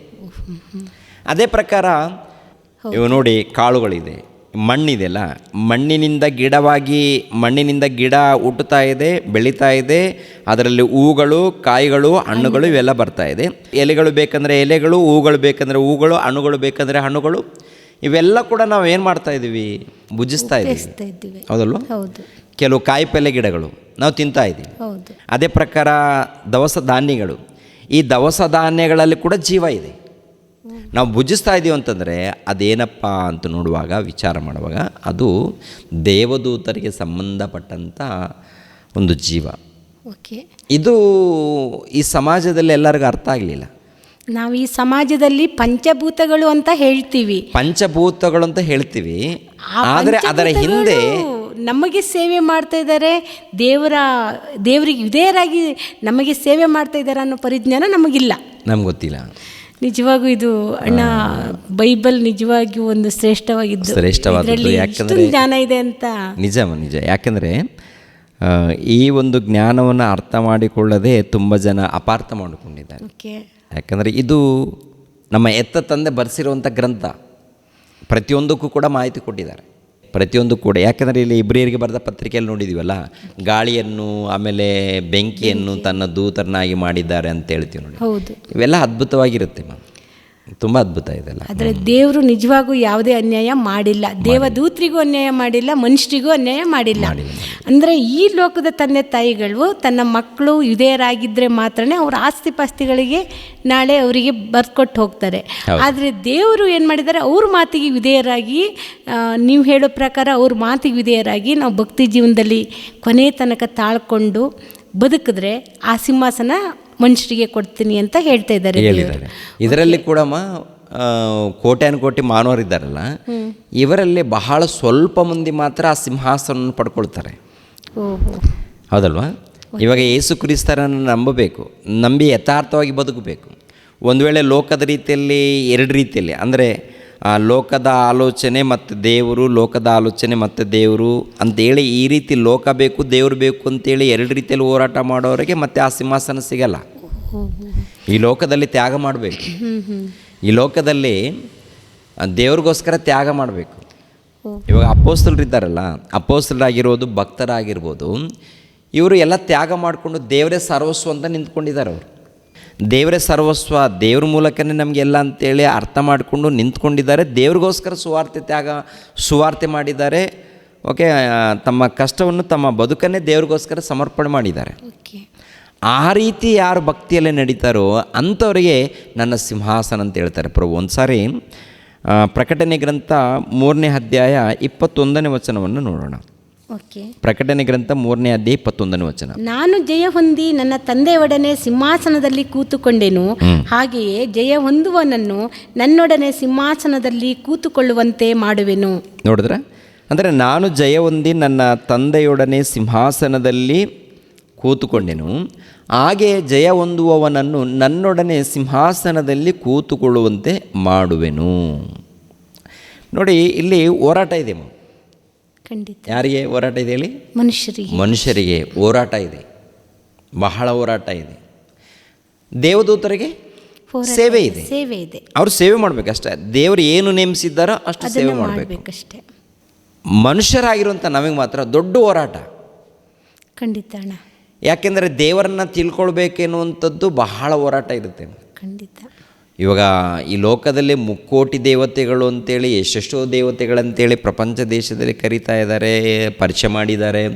ಇವರೆಲ್ಲರಲ್ಲಿ ಸೃಷ್ಟಿಕರ್ತನನ್ನು ತಿಳ್ಕೊಳ್ಬೇಕಾದಂಥ ವಿಷಯ ಇದೆಯಲ್ಲ, ದೊಡ್ಡ ಸಾಹಸ ಮಾಡಬೇಕಾಗತ್ತೆ, ಪರಿಶೋಧನೆ ಮಾಡಬೇಕಾಗತ್ತೆ, ತಿಳ್ಕೊಳ್ಬೇಕಾಗತ್ತೆ. ಹೌದಲ್ವಾ? ಖಂಡಿತ. ತಿಳ್ಕೊಳ್ಬೇಕಾದ್ರೆ ಇವರೆಲ್ಲರನ್ನ ಬದಿಗಿಟ್ಟು ದೇವ್ರ ಬಳಿಗೆ ಬರಬೇಕಾಗತ್ತೆ. ಕುಟುಂಬದಲ್ಲಿ ಸಂಬಂಧಿಕರು ಒಬ್ಬೊಬ್ಬರು ಒಂದೊಂದು ರೀತಿಯಲ್ಲಿ ಹೇಳ್ತಾ ಇರ್ತಾರೆ, ನಮ್ಮ ದೇವರನ್ನ ಬಿಟ್ಟು ಆ ದೇವ್ರಿಗೆ ಯಾಕೆ ಹೋಗಿದೆ ಅಂತ ಒಂದು ರೀತಿಯಲ್ಲಿ ಮಾತಾಡ್ತಾ ಇರ್ತಾರೆ. ಅದಕ್ಕೂ ಉತ್ತರ ಕೊಡಬೇಕು ಇವರು. ಹೌದು. ಇವಾಗ ಯೇಸು ಕ್ರಿಸ್ತರನ್ನು ನಂಬಬೇಕಾದ್ರೆ ಯೇಸು ಕ್ರಿಸ್ತರು ಯಾರು, ಅವ್ರು ಎಲ್ಲಿಂದ ಬಂದರು, ಆ ದೇವರು ಯಾರು, ಆ ದೇವ್ರು ನಮ್ಗೆ ಏನಾಗ್ತಾರೆ, ಇವೆಲ್ಲ ಕೂಡ ಅರ್ಥ ಮಾಡಿಕೊಂಡು ಬಿಡಿಸಿ ಹೇಳಬೇಕು. ಆ ದೇವರು ಸೃಷ್ಟಿಕರ್ತನು, ಆ ದೇವರು ಲೋಕವನ್ನು ಉಂಟು ಮಾಡಿದ್ದಾರೆ, ಆ ದೇವ್ರ ಮೂಲಕ ಜಗತ್ತು ಉಂಟಾಗಿದೆ, ಆ ದೇವರ ಮೂಲಕ ನಾವು ಉಂಟಾಗಿದ್ದೀವಿ, ಯೇಸು ಕ್ರಿಸ್ತರು ದೈವಕುಮಾರನು, ಆತನ ಮೂಲಕ ನಮಗೆ ರಕ್ಷಣೆ ಇದೆ. ಇವೆಲ್ಲ ಅರ್ಥ ಮಾಡಿಕೊಂಡು ಪ್ರತಿಯೊಬ್ಬರು ಯಾರ್ಯಾರು ಪ್ರಶ್ನೆ ಕೇಳ್ತಾರೋ ಅವ್ರಿಗೆ ಉತ್ತರ ಹೇಳಿ ದೃಢವಾಗಿ ನಿಂತ್ಕೊಳ್ಬೇಕು. ನಿಂತ್ಕೊಂಡು ಭಕ್ತಿಯಿಂದ ಮುಂದೆ ನಡಿಬೇಕಾದ್ರೆ ಇದರಲ್ಲಿ ತುಂಬ ಹೋರಾಟ ಇದೆ. ಸಿಂಹಾಸನವನ್ನು ದೇವರು ಕೊಡ್ತೀನಿ ಅನ್ಬೇಕಾದ್ರೆ ಇದೆಲ್ಲವನ್ನು ನಾವು ಪರಿಪಾಲಿಸ್ಕೊಂಡು ಹೋದರೆ ಮಾತ್ರನೇ ಸಿಂಹಾಸನ ಸಿಗೋದು. ಹಾಗಿದ್ರೆ ಭೂಮಿ ಮೇಲೆ ಬಂದು ನಮಗೆ ನಾವ್ಯಾರು ಅನ್ನೋದೇ ನಮಗೆ ಗೊತ್ತಿರಲ್ಲ. ಇಲ್ಲಿ ಬಂದು ನಾವು ನಿಜವಾದ ದೇವ್ರನ್ನ ಕಂಡ್ಕೊಳ್ಳೋದು, ನೀವು ಹೇಳಿದ ಪ್ರಕಾರ ನಿಜವಾದ ದೇವ್ರನ್ನ ಕಂಡ್ಕೊಳ್ಳೋದೇ ದೊಡ್ಡ ಹೋರಾಟ ಇಲ್ಲಿ. ಯಾಕಂದ್ರೆ ನಾವು ಕುಲಕ್ಕೊಂದು ದೇವರು, ಮನೆಗೊಂದು ದೇವರು, ಊರಿಗೊಂದು ದೇವರು ಎಲ್ಲ ಮಾಡ್ಕೊಂಡಿದ್ದೀವಿ. ಲೋಕದಲ್ಲಿ ಎಲ್ಲರೂ ಮಾಡ್ಕೊಂಡ್ಬಿಟ್ಟಿದ್ದಾರೆ. ಇವೆಲ್ಲ ನಾವು ದಾಟಿಕೊಂಡು ದೇವರ ಬಳಿಗೆ ಬರಬೇಕಾದ್ರೆ ಅದು ದೊಡ್ಡ ಹೋರಾಟ ಇದೆ. ಖಂಡಿತ. ಮತ್ತೆ ಬಂದ ಮೇಲೆ ಭಕ್ತಿಯಿಂದ ನಡೆಯುವಂಥದ್ದು ಇದೆಯಲ್ಲ, ಅದು ಇನ್ನೂ ದೊಡ್ಡ ಕಷ್ಟ. ಭಕ್ತಿಯಿಂದ ಅಂದರೆ ಲೋಕದಲ್ಲಿ ಅನೇಕ ಕೋರಿಕೆಗಳು ಹುಟ್ಟುತ್ತೆ, ಲೋಕದಲ್ಲಿ ಏನೇನೋ ಅದು ಇದು ಏನೇನೋ ಹುಟ್ಟುತ್ತೆ. ಇವೆಲ್ಲ ದೇವ್ರಿಗೋಸ್ಕರ ತ್ಯಾಗ ಮಾಡಿ ಭಕ್ತಿಯಿಂದ ನಾವು ನಿಲ್ಲಬೇಕು, ಭಕ್ತಿಯಿಂದ ಮುಂದೆ ಹೋಗಬೇಕಾಗತ್ತೆ. ಹೋದರೆ ಆ ಭಕ್ತಿಯಲ್ಲಿ ನಾವು ಮರಣ ಹೊಂದಿದಾಗ ಆವಾಗ ನಮಗೆ ಪರಲೋಕ ಸಿಗುತ್ತೆ. ಇದ್ರ ಹಿನ್ನೆಲೆ ತುಂಬಾ ಇದೆ. ಆದ್ರೆ ಆ ತುಂಬಾ ಬ್ರದರ್ ಹೇಳಿರೋದು ಲೆಕ್ಕದಲ್ಲಿ ಕೇಳಿಬಿಡಿ, ಅವರು ಪ್ರಶ್ನೆ ಕೇಳಿ. ಅವರಿಗೆ ಗೊತ್ತಿದ್ದದನ್ನ ಅವ್ರು ಕೇಳಿದ್ದಾರೆ, ಅವರಿಗೆ ಕೇಳಿದ್ದಾರೆ, ಸಂದೇಹ ಮಾತಾಡಿದ್ದಾರೆ. ಬಂದಿರೋದನ್ನ ಅವರು ದೇವ್ರ ತಪ್ಪು ಹೊಂದಿದ್ದಾರೆ. ಖಂಡಿತವಾಗಿ ನಮಗೆ ಈ ವೇದಿಕೆಯಲ್ಲಿ ನಮಗೆ ಸಿಕ್ಕಿದ್ದ ಆನ್ಸರ್ ಅಂದ್ರೆ ನಿಜವಾಗೂ ದೇವ್ರದ್ದು ತಪ್ಪು ಇಲ್ಲ, ದೇವರು ನ್ಯಾಯವಂತ ಅಂತೇಳಿ ನಮಗೆ ಸಾಕು. ದೇವರನ್ನ ತಪ್ಪಿಡಿಯೋದಕ್ಕೆ ನಾವೆಷ್ಟು ಹೇಳಿ, ಖಂಡಿತ ಇಲ್ಲ, ಯಾಕಂದರೆ ದೇವರು ಮಹಾಶಕ್ತನು. ಖಂಡಿತ ಅವ್ರು ಏನು ಮಾಡಿದ್ರು ಒಳ್ಳೇದೇನೆ ಮಾಡ್ತಾರೆ, ಏನೇ ಮಾಡಿದ್ರು ನಮ್ಮ ಒಳ್ಳೇದಕ್ಕಾಗಿ ನಮ್ಮ ಒಳ್ಳೇದಕ್ಕೇನೆ ಮಾಡ್ತಾರೆ. ಇವಾಗ ದೂತರಿದ್ದಾರಂದ್ರೂ ಕೂಡ ಅವ್ರಿಗೆ ಏನಾದರೂ ಕಡಿಮೆ ಮಾಡಿದಾರ? ಇಲ್ಲ, ಕೊರತೆ ಇದೆಯಾ? ಖಂಡಿತ ಇಲ್ಲ. ಯಾವುದೇ ರೀತಿಯಲ್ಲಿ ಇಲ್ಲಲ್ಲ, ಎಲ್ಲ ಒಳ್ಳೆ ರೀತಿಯಿಂದ ಅವರು ಕೂಡ ಒಳ್ಳೆ ರೀತಿಯಿಂದನೇ ಇದ್ದಾರೆ. ಅವ್ರಿಗೆ ಏನು ಸ್ಥಾನ ಕೊಡಬೇಕು, ಅವರೆಲ್ಲರೂ ದೂತರು. ನಾವು ಎಲ್ಲರೂ ಏನಪ್ಪ ಅಂದರೆ ಸಾಕ್ಷಾತ್ತು ಪರಮಾತ್ಮನ ಮೂಲಕ ಬಂದಿರುವಂಥ ಜೀವಾತ್ಮಗಳು ನಾವೆಲ್ಲರೂ. ಓಕೆಮ್ಮ? ಓಕೆ ಅಣ್ಣ, ತುಂಬ ಧನ್ಯವಾದ ಅಣ್ಣ. ಈ ಪ್ರಶ್ನೆಗೆ ನಿಜವಾಗೂ ವೀಕ್ಷಕರಿಗೂ ಅರ್ಥ ಆಗಿದೆ ಅಂತ ನಾನು ಅನ್ಕೊತೀನಿ. ಯಾಕಂತ ಹೇಳಿದ್ರೆ ಇಷ್ಟೊಂದು ಸವಿರವಾಗಿ ನೀವು ವಾಕ್ಯದ ಮೂಲಕ ಉತ್ತರ ಕೊಟ್ಟಿದ್ದೀರಾ. ಈ ಬೈಬಲ್ನಲ್ಲಿ ನಾವು ಸತ್ಯವನ್ನು ಹುಡ್ಕೊತ ಹೋದರೆ ನಮಗೆ ಅರ್ಥ ಆಗುತ್ತೆ. ಮೇಲ್ನೋಟಕ್ಕೆ ಏನೂ ಅರ್ಥ ಆಗಲ್ಲ. ಈ ವಾಕ್ಯಗಳನ್ನು ನಾವು ಇದ್ದಿದ್ದ ಹಾಗೆ ನೋಡಿದ್ರೆ ಖಂಡಿತವಾಗಿ ಅರ್ಥ ಆಗಲ್ಲ. ಒಳಗೆ ಡೀಪಾಗಿ ಹುಡುಕಿ ಓದಿದಾಗ ನಮಗೆ ಅರ್ಥ ಆಗುತ್ತೆ. ನಿಜವಾಗೂ ಅಣ್ಣ, ದೇವರು ಯಾವುದೇ ರೀತಿ ಅನ್ಯಾಯ ಮಾಡಿಲ್ಲ, ಮಾಡೋದು ಇಲ್ಲ ಅನ್ನೋದನ್ನು ನಾವು ಅರ್ಥ ಮಾಡ್ಕೊಳಕ್ಕೆ ಸಾಧ್ಯ ಆಯಿತು. ನಿಜವಾಗೂ ದೇವರು ನ್ಯಾಯವಾಗಿಯೇ ಮಾಡಿದ್ದಾರೆ. ಅವ್ರ ಮಕ್ಕಳಿಗೆ ಅವರು ಸಿಂಹಾಸನ ಕೊಡೋದು ಕರೆಕ್ಟೇ, ನ್ಯಾಯ. ಯಾವುದೇ ಆದರೂ ತಂದೆ ಮಾಡಿರೋ ಆಸ್ತಿ ಎಲ್ಲ ತನ್ನ ಮಕ್ಕಳಿಗೆ ಕೊಡ್ತಾರೆ ವಿನ ಮನೇಲಿ ಕೆಲಸದವ್ರು 100 ಜನ ಇದ್ದರೂ ಅವರಿಗೆ ಬೇಕಾದ ಸಂಬಳ ಕೊಡ್ತಾರೆ. ಅದು ನ್ಯಾಯವಾಗಿದ್ದು. ಖಂಡಿತವಾಗಿ ದೇವರು ಅನ್ಯಾಯ ಮಾಡಿಲ್ಲ ಅನ್ನೋದು ನಮ್ಮೆಲ್ಲರೂ ಹೃದಯದಲ್ಲಿ ನಮ್ಮ ತಲೆಯಲ್ಲಿ ಇಟ್ಕೊಬೇಕು. ಯಾಕಂತ ಹೇಳಿದ್ರೆ ದೇವರು ಅನ್ಯಾಯಸ್ಥನ ಅಲ್ಲ, ಅವರಲ್ಲಿ ಪಕ್ಷಪಾತವಿಲ್ಲ, ಖಂಡಿತ ಪಕ್ಷಪಾತ ಇಲ್ಲ. ಅದು ನಾವು ಆಲೋಚಿಸುವ ರೀತಿ ಸರಿ ಇಲ್ಲ. ಧನ್ಯವಾದ ಅಣ್ಣ. ಈ ಪ್ರಶ್ನೆ ನಿಜವಾಗೂ ನಮಗೆ ಅರ್ಥಪೂರ್ಣವಾಗಿತ್ತು. ಈ ಪಾಠದಲ್ಲೇ ನಾವು ಇರೋದ್ರಿಂದ ಇನ್ನೊಂದು ಕ್ವಶನನ್ನು ನಾನು ಕೇಳಲಿಕ್ಕೆ ಇಷ್ಟಪಡ್ತೀನಿ ಅಣ್ಣ. ಈಗ ನೀವು ಹೇಳಿದ್ರಿ ನಮಗೆ ದೇವದೂತರು ಆಹಾರವಾಗಿ ಬದಲಾಗ್ತಾರೆ, ನೀರಾಗಿ ಮತ್ತು ಗಾಳಿಯಾಗಿ, ಬೆಳಕಾಗಿ ಎಲ್ಲ ನಮಗೆ ಬದಲಾಗಿ ನಮ್ಮನ್ನು ಪೋಷಿಸ್ತಾ ಬರ್ತಾ ಇದ್ದಾರೆ, ರಕ್ಷಿಸ್ತಾ ಬರ್ತಾ ಇದ್ದಾರೆ. ಈ ದೇವದೂತರು ದೇವರ ಆಜ್ಞೆಗಳಿಗೆ ಒಳಪಟ್ಟು ಇವರೆಲ್ಲರೂ ಸೇವೆ ಮಾಡ್ತಾ ಇದ್ದಾರೆ. ಹೌದು, ದೇವದೂತರುಗಳೆಲ್ಲ ದೇವರ ಆಜ್ಞೆಗೆ ಒಳಪಟ್ಟು ನಮಗೆ ಸೇವೆ ಮಾಡ್ತಾ ಇದ್ದಾರೆ. ಮನುಷ್ಯ ದೇವರ ಮಕ್ಕಳಾದ ನಮಗೆ ತಾರತಮ್ಯ ಇಲ್ಲದೆ ಸೇವೆ ಮಾಡ್ತಾ ಇದ್ದಾರೆ. ಯಾಕಂದ್ರೆ ದೇವರು ನಮ್ದವ್ರಿಗೆ ಮಾತ್ರ ಅಲ್ವಲ್ಲ, ಎಲ್ಲರಿಗೂ ಸೇವೆ ಮಾಡ್ತಾ ಇದ್ದಾರೆ ಈ ಭೂಮಿಯಲ್ಲಿ. ಆ ಸೇವೆ ಮಾಡ್ತಾ ಇರುವಂತ ದೇವದೂತರು ಈ ಕ್ರಿಸ್ತನ ಎರಡನೇ ಆಗಮನದಲ್ಲಿ ಭೂಮಿ ಆಕಾಶ ಎಲ್ಲ ಅಳಿದು ಹೋಗುತ್ತೆ, ಎಲ್ಲವೂ ನಾಶವಾಗುತ್ತೆ ಅಂತ ಹೇಳಿ ನಾವು ಕೇಳ್ಪಟ್ಟಿದ್ದೀವಿ. ಆ ವಾಕ್ಯದ ಪ್ರಕಾರ 2ನೇ ಪೇತ್ರನ ಬರೆದ ಪತ್ರಿಕೆ 3ನೇ ಅಧ್ಯಾಯ 9ರಿಂದ ನಾವು ಓದ್ಕೊಂಡು ಹೋದ್ರೆ ಜಗತ್ತೆಲ್ಲ ಕೂಡ ಯೇಸು ಕ್ರಿಸ್ತರ ಆಗಮನದಲ್ಲಿ 2ನೇ ಆಗಮನದಲ್ಲಿ ಸಂಪೂರ್ಣವಾಗಿ ನಾಶವಾಗುತ್ತೆ ಅಂತ ಬರೆದಿದೆ. ಸೂರ್ಯ ಚಂದ್ರರು ನಾಶ ಆಗ್ತಾರೆ, ನಕ್ಷತ್ರಗಳು ಉದುರಿ ಹೋಗ್ತವೆ, ಭೂಮಿ ಆಕಾಶಗಳು ಅಳಿದು ಹೋಗುತ್ತೆ, ಸುಟ್ಟು ಹೋಗುತ್ತೆ ಅಂತೇಳಿ ಬರೆದಿದ್ದಾರೆ. ಹಾಗಾದ್ರೆ ನಮಗೆ ಸೇವೆ ಮಾಡ್ತಾ ಇರುವಂತ ಈ ಭೂಲೋಕದಲ್ಲಿ ಸೇವೆ ಮಾಡ್ತಾ ಇದ್ದಾರಲ್ವಾ, ಆ ದೇವದೂತರು ಎಲ್ಲಿ ಹೋಗ್ತಾರೆ, ಏನಾಗ್ತಾರೆ ಮುಂದೆ, ಇದನ್ನ ತಿಳ್ಕೊಳ್ಳೋ ಕುತೂಹಲ. ನಿಮ್ಮ ಅನಿಸಿಕೆ ಏನು ಅಣ್ಣ? ಖಂಡಿತ ಒಳ್ಳೆ ಪ್ರಶ್ನೆ ಇದು. ನೋಡಿಮ್ಮ, ಇವಾಗ ದೇವದೂತರಿದ್ದಾರಲ್ಲ, ದೇವದೂತರಲ್ಲಿ ಪರಲೋಕದಲ್ಲಿ ದೇವರ ಜೊತೆಯಲ್ಲಿದ್ದಂಥ ದೇವದೂತರು ಇದ್ದಾರೆ. ಈ ಲೋಕದಲ್ಲಿ ನಮಗೆ ಪ್ರಕೃತಿಯಾಗಿ ಸೇವೆ ಮಾಡುವಂಥ ದೂತರಿದ್ದಾರೆ. ಇವಾಗ ಯೇಸು ಕ್ರಿಸ್ತರ 2ನೇ ಆಗಮನದಲ್ಲಿ ಈ ದೂತರೆಲ್ಲರೂ ಕೂಡ, ಅಂದರೆ ಟೋಟಲ್ ಈ ಜಗತ್ತು ಪಂಚಭೂತಗಳಂತೀವಲ್ಲ, ಈ ಪಂಚಭೂತಗಳು ಏನಾಗುತ್ತೆ, ಸುಟ್ಟು ಬೂದಿಯಾಗಿ ಕರಿ ಹೋಗುತ್ತಂತಿರುತ್ತೆ. ಸುಟ್ಟು ಬೂದಿಯಾಗಿ ಕರಿ ಹೋಗುವಂಥ ಈ ಪಂಚಭೂತಗಳು ನೆಕ್ಸ್ಟ್ 2ನೇದಾಗಿ ಏನಾಗುತ್ತಪ್ಪ ಅಂತ ನೋಡುವಾಗ ಬದಲಾವಣೆ ಹೊಂದುತ್ತೆ. ಬದಲಾವಣೆ ಹೇಗೆ ಬದಲಾವಣೆ ಅಂದರೆ, ರೋಮಾಪುರದವರಿಗೆ ಬರೆದ ಪತ್ರಿಕೆ 8ನೇ ಅಧ್ಯಾಯ 18ನೇ ವಚನದಿಂದ ನಾವು ಓದೋಣಮ್ಮ. 18ನೇ ವಚನದಿಂದ 8ನೇ ಅಧ್ಯಾಯ 18ನೇ ವಚನದಿಂದ. ನಮಗೋಸ್ಕರ ಮುಂದಿನ ಕಾಲದಲ್ಲಿ ಪ್ರತ್ಯಕ್ಷವಾಗುವ ಮಹಿಮಾ ಪದವಿಯನ್ನು ಆಲೋಚಿಸಿ ಈಗಿನ ಕಾಲದ ಕಷ್ಟಗಳು ಅಲ್ಪವೇ ಸರಿ ಎಂದು ಎಣಿಸುತ್ತೇವೆ. ಹೌದು, ದೇವಪುತ್ರರ ಮಹಿಮೆಯು ಯಾವಾಗ ಪ್ರತ್ಯಕ್ಷವಾದೀತೆಂದು ಜಗತ್ತು ಬಹು ಲವಲವಿಕೆಯಿಂದ ಎದುರು ನೋಡುತ್ತಿರುವುದು. ಜಗತ್ತು ವ್ಯರ್ಥತ್ವಕ್ಕೆ ಒಳಗಾಯಿತು. ಹೀಗೆ ಒಳಗಾದದ್ದು ಸ್ವೇಚ್ಛೆಯಿಂದಲ್ಲ, ಅದನ್ನು ಒಳಪಡಿಸಿದವನ ಸಂಕಲ್ಪದಿಂದಲೇ. ಆದರೂ ಅದಕ್ಕೊಂದು ನಿರೀಕ್ಷೆ ಉಂಟು, ಏನೆಂದರೆ ಆ ಜಗತ್ತು ಕೂಡ ನಾಶನದ ವಶದಿಂದ ಬಿಡುಗಡೆಯಾಗಿ ದೇವರ ಮಕ್ಕಳ ಮಹಿಮೆ ಉಳ್ಳ ವಿಮೋಚನೆಯಲ್ಲಿ ಪಾಲು ಹೊಂದುವುದೇ ಅಂತ. ಅಂದರೆ ಈ ಜಗತ್ತಿನ ವಿಷಯದಲ್ಲಿ ಹೇಳುವಂಥ ಮಾತು, ದೇವಪುತ್ರರ ಮಹಿಮೆಯು ಯಾವಾಗ ಪ್ರತ್ಯಕ್ಷವಾದೀತೆಂದು ಜಗತ್ತು ಬಹು ಲವಲವಿಕೆಯಿಂದ ಎದುರು ನೋಡುತ್ತಿರುವುದು. ಅಂದರೆ ಈ ಜಗತ್ತಿದೆಯಲ್ಲ, ಜಗತ್ತಿನಲ್ಲಿ ದೂತರು ದೇವದೂತರು, ಗಾಳಿ, ನೀರು, ಮಳೆ, ಆಮೇಲೆ ಭೂಮಿ, ಈ ಭೂಮಿಯಲ್ಲಿ ಗಿಡಗಳು, ಮರಗಳು, ಟೋಟಲ್ ಇದೆಲ್ಲ ಜಗತ್ತು. ಓಕೆ, ಆಕಾಶ ಮೊದಲುಗೊಂಡು ಎಲ್ಲ ಸೇರಿದರೆ ಈ ಜಗತ್ತು.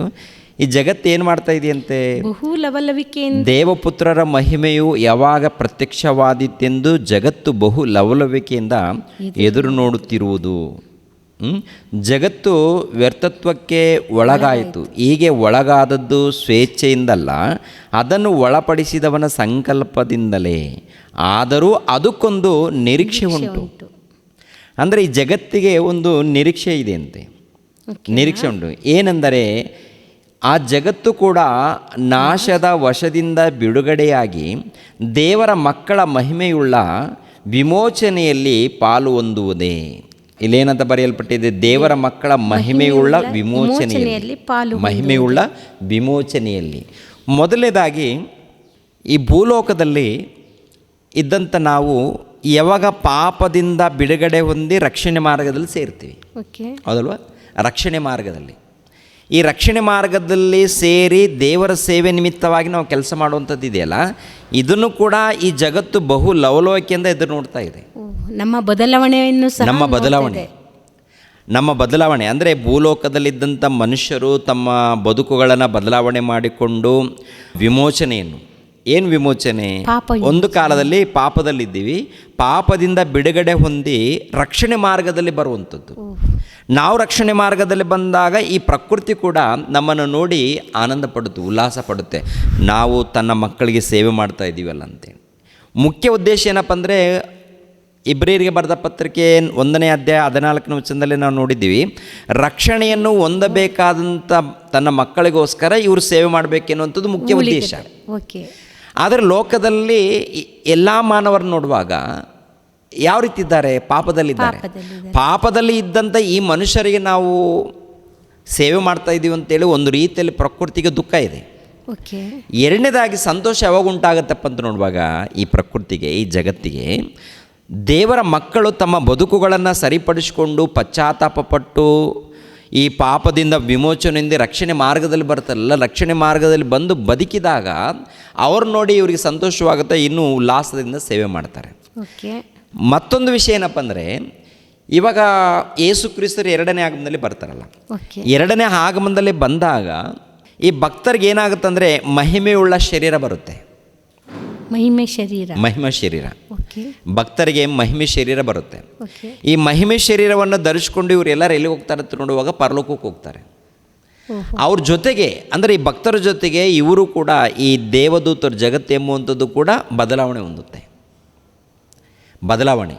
ಅಂದರೆ ತನ್ನ ಮಕ್ಕಳಾಗಿರುವಂಥ ನಮಗೆ, ದೇವರ ಮಕ್ಕಳಾಗಿರುವಂಥ ನಮಗೆ ಸೇವೆ ಮಾಡಿದಾರಲ್ಲ, ಸೇವೆ ಮಾಡಿರುವಂಥ ಈ ಜಗತ್ತು ಮಹಿಮೆ ಉಳ್ಳ ಶರೀರ, ಅದು ಮಹಿಮೆ ಶರೀರವನ್ನು ಅದು ಪಡ್ಕೊಳುತ್ತೆ. ಅಲ್ಲಲ್ಲ, ನಾವು ಪಡ್ಕೊಳ್ತಾ ಇದೀವಲ್ಲ, ನಾವು ಮಹಿಮೆ ಉಳ್ಳ ಶರೀರವನ್ನು ಪಡ್ಕೊಳ್ತಾ ಇದೀವಲ್ಲ.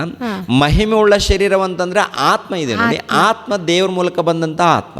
ಈ ಆತ್ಮದ ಮೇಲೆ ಮಹಿಮೆ ಉಳ್ಳ ಶರೀರ. ಮಹಿಮೆ ಉಳ್ಳ ಶರೀರವನ್ನು ಅಂದಾಗ ಈ ಪ್ರಕೃತಿಯಲ್ಲಿ ನಾವು ಮರಣ ಹೊಂದುತ್ತೀವಿ. ಮರಣ ಹೊಂದಿದ ಮೇಲೆ ಮತ್ತೆ ಈ ಶರೀರದ ಮೇಲೆ ಒಂದು ಏನು ಬರುತ್ತೆ, ಎದ್ದು ಬರ್ತೀವಿ ಅಂತ ಇರುತ್ತಲ್ಲ, ಎದ್ದು ಬಂದಾಗ ಏನಾಗುತ್ತೆ ಅಂತ ನೋಡುವಾಗ ಆ ಶರೀರವನ್ನು ಧರಿಸ್ಕೊಳ್ತೀವಿ. ಈ ಶರೀರದ ಮೇಲೆ ಮಹಿಮೆಯುಳ್ಳ ಶರೀರ ಧರಿಸ್ಕೊಳ್ತೀವಿ. ಈ ಮಹಿಮೆಯುಳ್ಳ ಶರೀರವನ್ನು ಧರಿಸ್ಕೊಂಡು ನಾವು ಪರಲೋಕಕ್ಕೆ ಹೋಗ್ತೀವಿ. ಅದ್ರ ಜೊತೆಗೆ ಈ ಪ್ರಕೃತಿ ಕೂಡ ಬದಲಾಗುತ್ತೆ.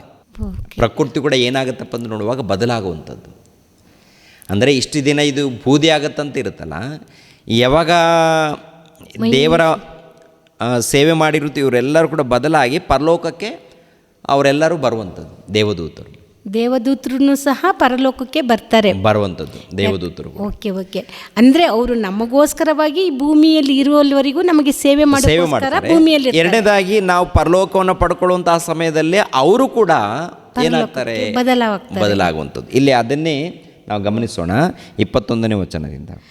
ಆದರೂ ಅದಕ್ಕೊಂದು ನಿರೀಕ್ಷೆ ಉಂಟು, ಅದೇ ಏನೆಂದರೆ ಆ ಜಗತ್ತು ಕೂಡ ನಾಶನದ ವಶದಿಂದ ಬಿಡುಗಡೆಯಾಗಿ ದೇವರ ಮಕ್ಕಳ ಮಹಿಮೆ ಉಳ್ಳ ವಿಮೋಚನೆಯಲ್ಲಿ ಪಾಲು ಹೊಂದುವುದೇ. ದೇವರ ಮಕ್ಕಳ ವಿಮೋಚನೆಯಲ್ಲಿ ಪಾಲು ಹೊಂದುವುದು ಅಂದರೆ ಒಂದು ರೀತಿಯಲ್ಲಿ ಈ ಲೋಕದಲ್ಲಿ ದೇವರ ಮಕ್ಕಳು ಬದಲಾಗಿ ಭಕ್ತಿಯಿಂದ ನಡ್ಕೊಂಡಾಗ ಒಂದು ರೀತಿಯಲ್ಲಿ ಸಂತೋಷ. ಎರಡನೇದಾಗಿ ಈ ರಾಜ್ಯದಲ್ಲೂ ಕೂಡ ಅವು ಪಾಲು ಹೊಂದುತ್ತಾರೆ. ಮತ್ತೊಂದು ಮಹಿಮೆ ಶರೀರವನ್ನು ಧರಿಸ್ಕೊಂಡು ನಾವು ಪರಲೋಕಕ್ಕೆ ಹೋದಾಗ ಅವರು ಕೂಡ ಪಾಲು ಹೊಂದುತ್ತಾರೆ. ಯಾರು ಪಾಲು ಹೊಂದುತ್ತಾರೆ? ದೇವದೂತರು ಅಂದರೆ ಈ ಜಗತ್ತು ದೇವದೂತರಲ್ವ? ಈ ಜಗತ್ತು ದೇವದೂತರಾಗಿರುವಾಗ ಈ ಜಗತ್ತು ಎಂಬ ದೇವದೂತರು ಕೂಡ ಪಾಲು ಹೊಂದುವಂಥದ್ದು. ಅವರೂ ಹಾಗಿದ್ರೆ ಅಲ್ಲಿ ಪರಲೋಕಕ್ಕೆ ಬರ್ತಾರೆ. ಟೋಟಲಿ ಜಗತ್ತು ಬದಲಾಗುತ್ತೆ.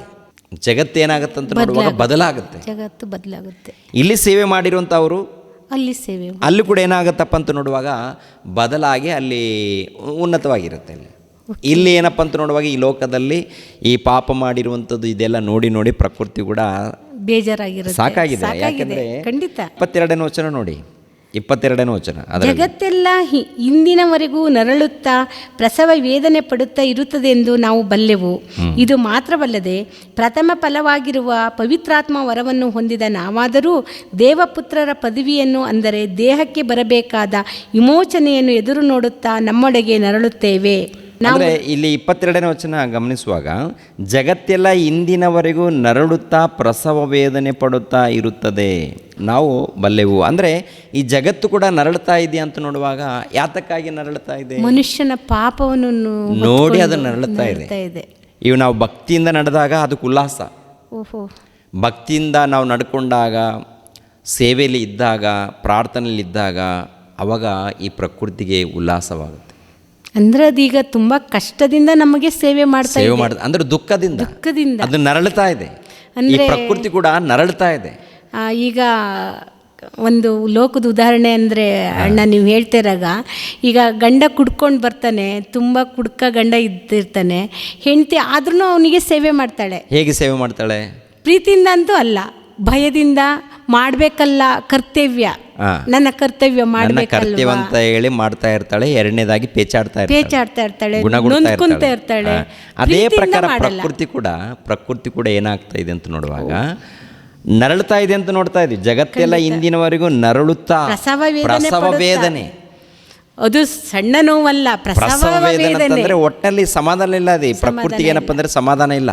ಎಲ್ಲ ಕುಡುಕರು, ವ್ಯಭಿಚಾರಿಗಳು, ಆಮೇಲೆ ನೋಡಿ ಡಿಸ್ಕೋ ಡ್ಯಾನ್ಸ್ ಮಾಡ್ತಾ ಇರ್ತಾರೆ, ಕ್ಲಬ್ಗಳಂತಾರೆ, ಪಬ್ಗಳಂತಾರೆ, ಎಲ್ಲ ದೇವರಿಗೆ ವಿರೋಧವಾದ ಕಾರ್ಯಗಳನ್ನೇ ಮಾಡ್ತಾ ಇದ್ದೀವಿ. ಎಲ್ಲ ವಿರೋಧವಾದಂಥ ಕಾರ್ಯ ಮಾಡ್ತಾ ಇದ್ದಾರೆ. ಎರಡನೇದಾಗಿ ಪ್ರಕೃತಿಯಲ್ಲಿ ಅಂದಾಗ ನೀರಾಗಿರ್ಬೋದು, ಆಹಾರ ಆಗಿರ್ಬೋದು, ಇವರೆಲ್ಲರೂ ಭುಜಿಸುವಾಗ ಈ ಪ್ರಕೃತಿ ನೋಡ್ತಾ ಇದೆಯಲ್ಲ, ಹೌದಲ್ವಾ?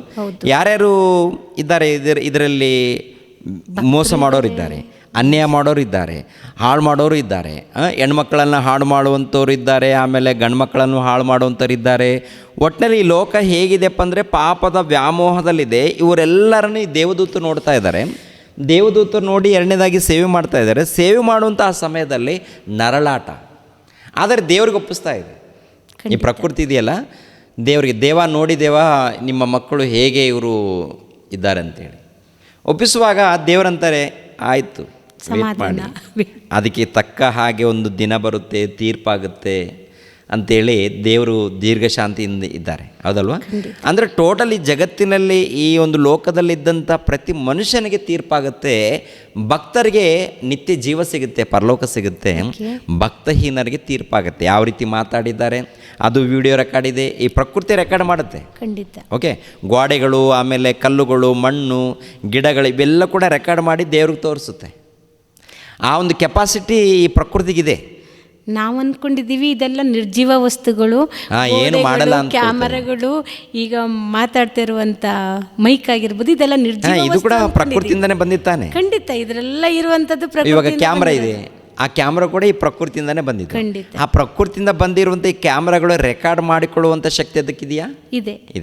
ವಾಯ್ಸ್ ಕೊಡುವಂಥ ಶಕ್ತಿನೂ ಇದೆಯಾ? ಎಲ್ಲ ರೀತಿಯಲ್ಲಿ ಪ್ರಕೃತಿಯಲ್ಲಿ ಇದೆ.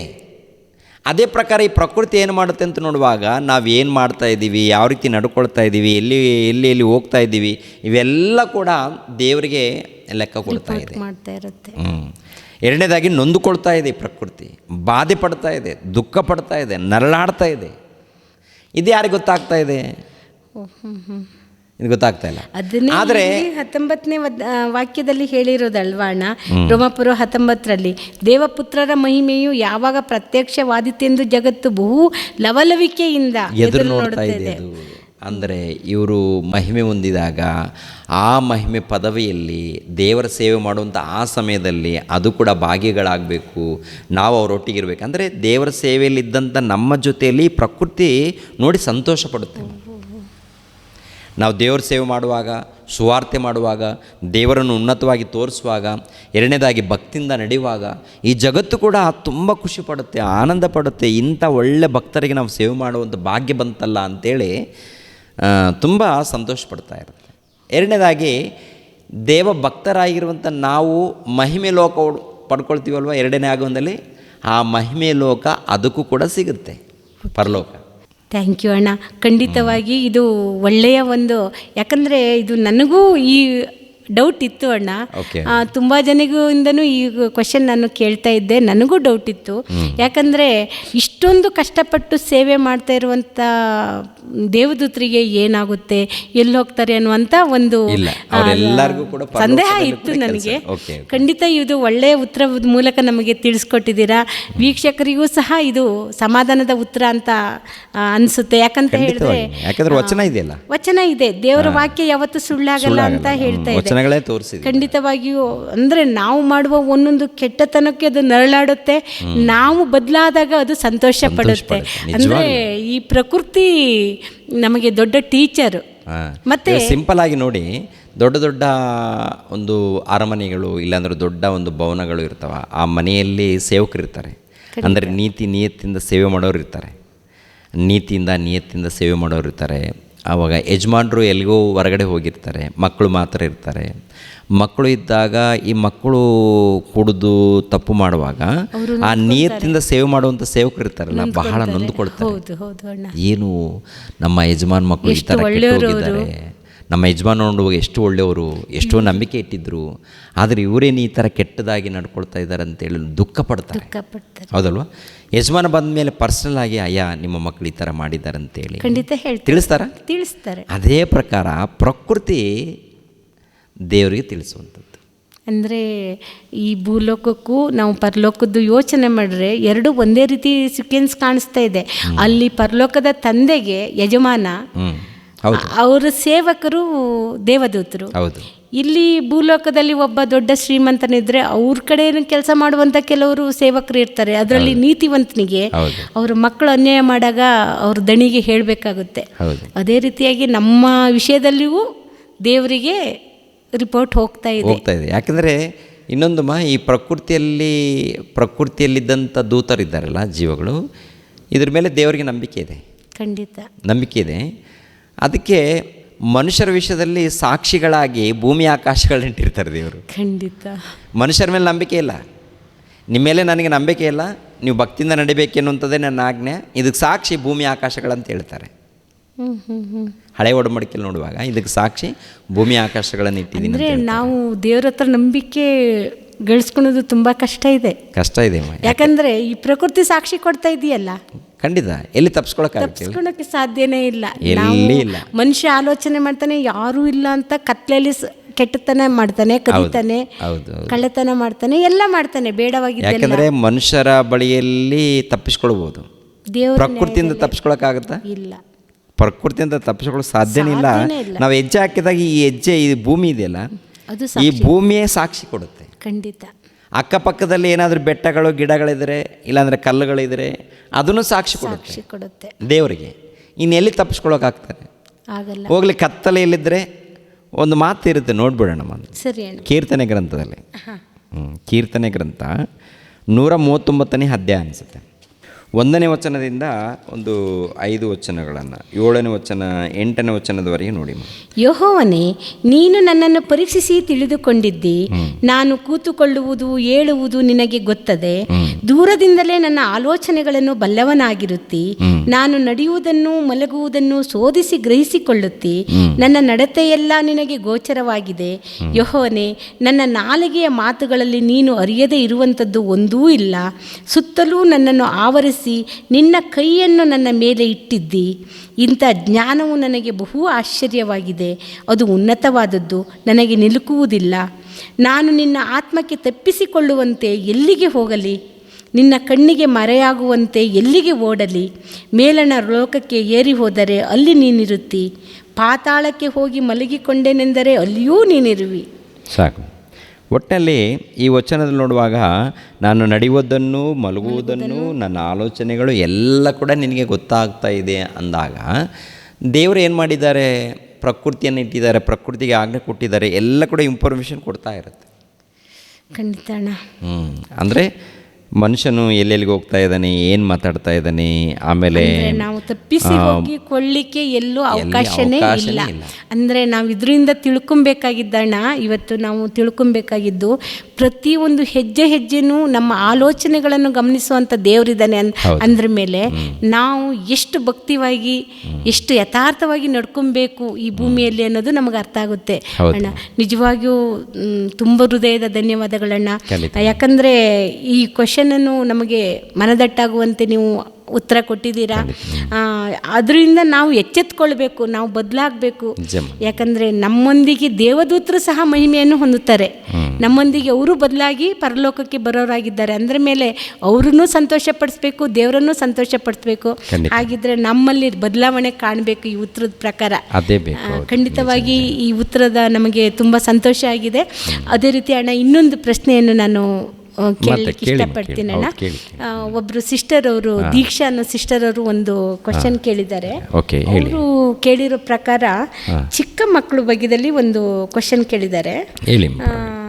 ಚಿಕ್ಕ ಮಕ್ಕಳು, ಲೋಕದಲ್ಲಿರುವಂಥ ಚಿಕ್ಕ ಮಕ್ಕಳು ಮರಣ ಹೊಂದಿದ್ರೆ ಅವ್ರು ಎಲ್ಲಿ ಹೋಗ್ತಾರೆ, ಅವರಿಗೆ ಪರಲೋಕ ಸಿಗುತ್ತಾ ಅಂತ ಅವ್ರ ಕ್ವಶನ್ನು. ಅಂದರೆ ಈಗ ಸಾಧಾರಣ ಚಿಕ್ಕ ಮಕ್ಕಳು, ಅನ್ಯರಾಗಲಿ ಅಥವಾ ಕ್ರೈಸ್ತರೇ ಆಗಿರಲಿ, ಚಿಕ್ಕ ಮಕ್ಕಳು ಇನ್ನೂ ಅವರು ನಮ್ಮ ಲೆಕ್ಕದಲ್ಲಿ, ನಮ್ಮ ಈ ಕ್ರೈಸ್ತೀಯ ಸಮಾಜದ ಪ್ರಕಾರ ದೀಕ್ಷಾಸ್ನಾನ ಹೊಂದ್ರೆ ರಕ್ಷಣೆ ಬರುತ್ತೆ ಅಂತ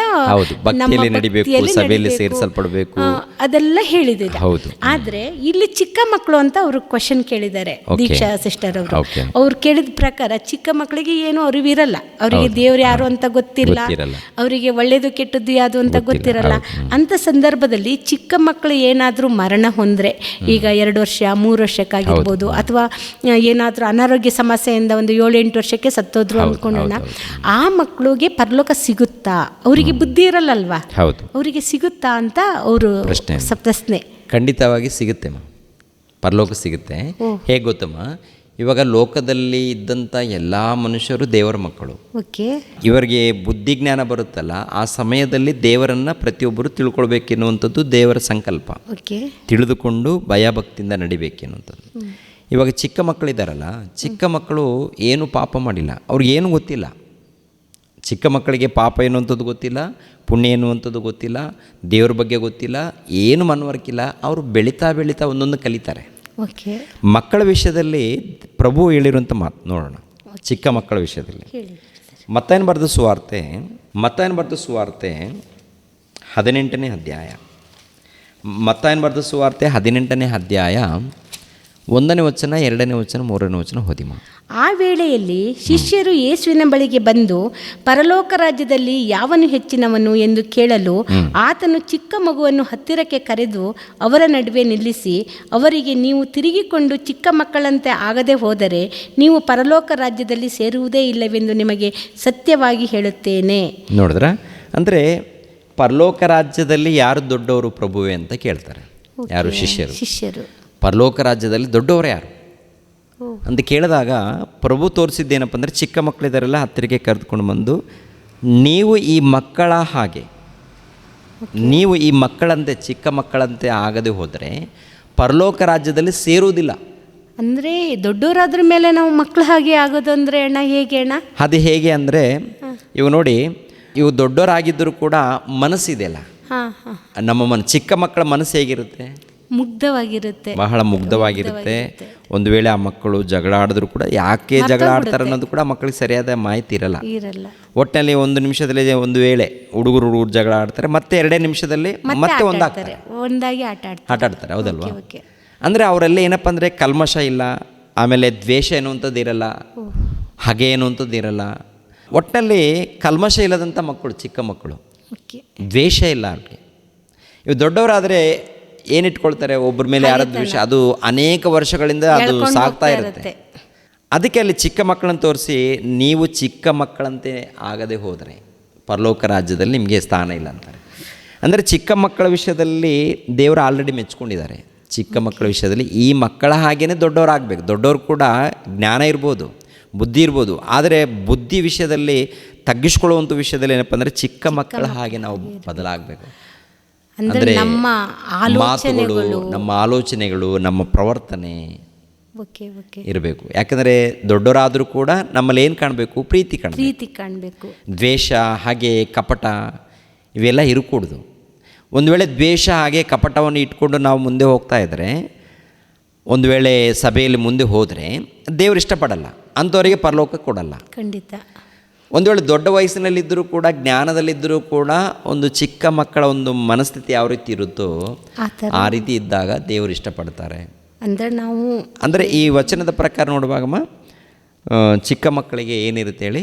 ಖಂಡಿತವಾಗಿ ಸ್ವರ್ಗ ಇರುತ್ತೆಮ್ಮ. ಯಾರೇ ಸತ್ತೋಗಲಿ, ಇವಾಗ 3 ವರ್ಷ 4 ವರ್ಷ 5 ವರ್ಷ ಹುಡುಗರು ಒಂದು ವೇಳೆ ಅಲ್ಲೆಲ್ಲ ಸತ್ತೋಗ್ತಾ ಇರ್ತಾರಲ್ಲ, ಅನ್ಯರಾಗಿರ್ಬೋದು, ಅವ್ರ ಕುಟುಂಬದಲ್ಲಿ ದೇವರನ್ನ ನಂಬದೇ ಇರ್ಬೋದು, ದೇವರು ಅವ್ರಿಗೆ ಸ್ಥಾನ ಕೊಡ್ತಾರೆ. ಅಣ್ಣ, ಇದರಲ್ಲಿ ಇನ್ನೊಂದು ಕ್ವಶನ್ ಅಂದರೆ, ಈಗ ಎಷ್ಟು ವರ್ಷದವರೆಗೆ ನಮ್ಮ ಮಕ್ಕಳುಗಳು ನಮ್ಮ ಚಿಕ್ಕ ಮಕ್ಕಳು ಲೆಕ್ಕಕ್ಕೆ ಸೇರಿಸ್ಬೋದಣ್ಣ? ಅಂದರೆ ಒಂದು 9-10 ವರ್ಷ ಅವರಿಗೆ ಬುದ್ಧಿ ಇನ್ನೂ ಬಂದಿರಲ್ಲಲ್ವ ಅಣ್ಣ? ಆವರೆಗೂ ನಾವು ಸೇರಿಸ್ಬೋದಾ, ಅಥವಾ 1-2-3 ವರ್ಷದ ಮಕ್ಕಳು ಮಾತ್ರನಾ? ಇವಾಗ ನೋಡಿಮ್ಮ, ಇವಾಗ ಬುದ್ಧಿ ಜ್ಞಾನ ಯಾವಾಗ ಬೆಳೆಯುತ್ತೆ ಅವರಿಗೆ? ಒಂದು 10-12 ವರ್ಷದ ಮೇಲೆ. ಇವಾಗ ಪಾಪ ಎನ್ನುವಂಥದ್ದು, ಪಾಪ ಪುಣ್ಯ ಎನ್ನುವಂಥದ್ದು ಅನ್ನೋದು ಮಕ್ಕಳಲ್ಲಿ ಕಾಣುತ್ತಲ್ಲ, ಬೆಳೀತಾ ಎಷ್ಟು ವರ್ಷದಲ್ಲಿ ಕಾಣ್ಬೋದು? ಮಿನಿಮಮ್ ಒಂದು 10 ವರ್ಷದ ಮೇಲೆ, ಮಿನಿಮಮ್ 8-9 ವರ್ಷ ಮೇಲೇನೆ ಅವರಿಗೆ 8-9 ವರ್ಷ ದಾಟೋ ತನಕ ಏನಪ್ಪ ಅಂದರೆ ಅವರಿಗೆ ಚಿಕ್ಕ ಮಕ್ಕಳ ಲೆಕ್ಕದಲ್ಲಿ ಇರ್ತಾರೆ. ಯಾವಾಗ 9 ವರ್ಷ 10 ವರ್ಷ ದಾಟುತ್ತಲ್ಲ, ಅವಾಗ ಒಳ್ಳೆಯದು ಕೆಟ್ಟದ್ದು ಎಲ್ಲ ಕೂಡ ಮನವರಿಕೆ ಆಗ್ತಾ ಬರುತ್ತೆ. ಲೋಕದ ಒಂದು ಮನವರಿಕೆ, ದ್ವೇಷದ ಇದು ಆಗ್ತಾ ಇರುತ್ತೆ. ಆ ಸಮಯದಲ್ಲಿ ಅವರು ದೇವ್ರ ಬಗ್ಗೆ ತಂದೆ ತಾಯಿಗಳು ತಿಳಿಸ್ಕೊಡ್ಬೇಕು, ಹೊರಗಡೆ ಇದ್ದವರು ತಿಳಿಸ್ಕೊಟ್ಟು ಒಂದು ಭಕ್ತಿಯಲ್ಲಿ ನಡೆಸುವಂತೆ ನಾವು ಮಾಡಬೇಕಾಗುತ್ತೆ. ಖಂಡಿತ. ಹಾಗಾದರೆ ನಾವು ಇಲ್ಲಿ ಅನ್ಕೊಬೋದು, ಈ ಲೋಕದಲ್ಲಿ ಯಾರೇ ಜನರಾಗಿರಲಿ, ಚಿಕ್ಕ ಮಕ್ಕಳು ಅಂದರೆ ಸುಮಾರು ಒಂದು 7-8 ವರ್ಷದ ಒಳಗಿನ ಮಕ್ಕಳು, ಹೌದು, ಅಂದರೆ ಅವರಿಗಿನ್ನೂ ಪ್ರಾಯ ಪ್ರಬುದ್ಧರಾಗಿರಲ್ಲ, ಒಳ್ಳೆಯದು ಕೆಟ್ಟದ ಜ್ಞಾನ ಬಂದಿರಲ್ಲ. ಅಂಥ ಮಕ್ಕಳು ಏನಾದರೂ ಮರಣ ಹೊಂದರೆ ಖಂಡಿತವಾಗಿಯೂ ಅವರಿಗೆ ಪರಲೋಕದಲ್ಲಿ ಜಾಗ ಇರುತ್ತೆ. ಆ ಜಾಗದಲ್ಲಿ ಕೂಡ ಅಲ್ಪರ ಸ್ಥಾನ ಇರುತ್ತೆ. ಅಂದ್ರೆ ಅಲ್ಲೂ ಸಹ ಡಿವೈಡ್ ಇರುತ್ತೆ. ಖಂಡಿತವಾಗಿ. ಇವಾಗ ಯಾರು ಹೆಚ್ಚಾಗಿ ಸೇವೆ ಮಾಡಿರ್ತಾರೆ ಅವರಿಗೆ ಒಂದು ಉನ್ನತ ಸ್ಥಾನ, ಪರಲೋಕದಲ್ಲಿ ಕೂಡ ಅವರವರ ಸ್ಥಾನದ ಪ್ರಕಾರ ಇರುತ್ತೆ. ಇವಾಗ ಯೋಹಾನನಿದ್ದಾನಲ್ಲ, ಯೋಹಾನ ದೀಕ್ಷಾಸ್ನಾನ, ಯೋಹಾನನು ಮರಣ ಹೊಂದಿದ ಮೇಲೆ ಪರಲೋಕದಲ್ಲಿ ಯಾವ ಸ್ಥಾನ ಇದೆ?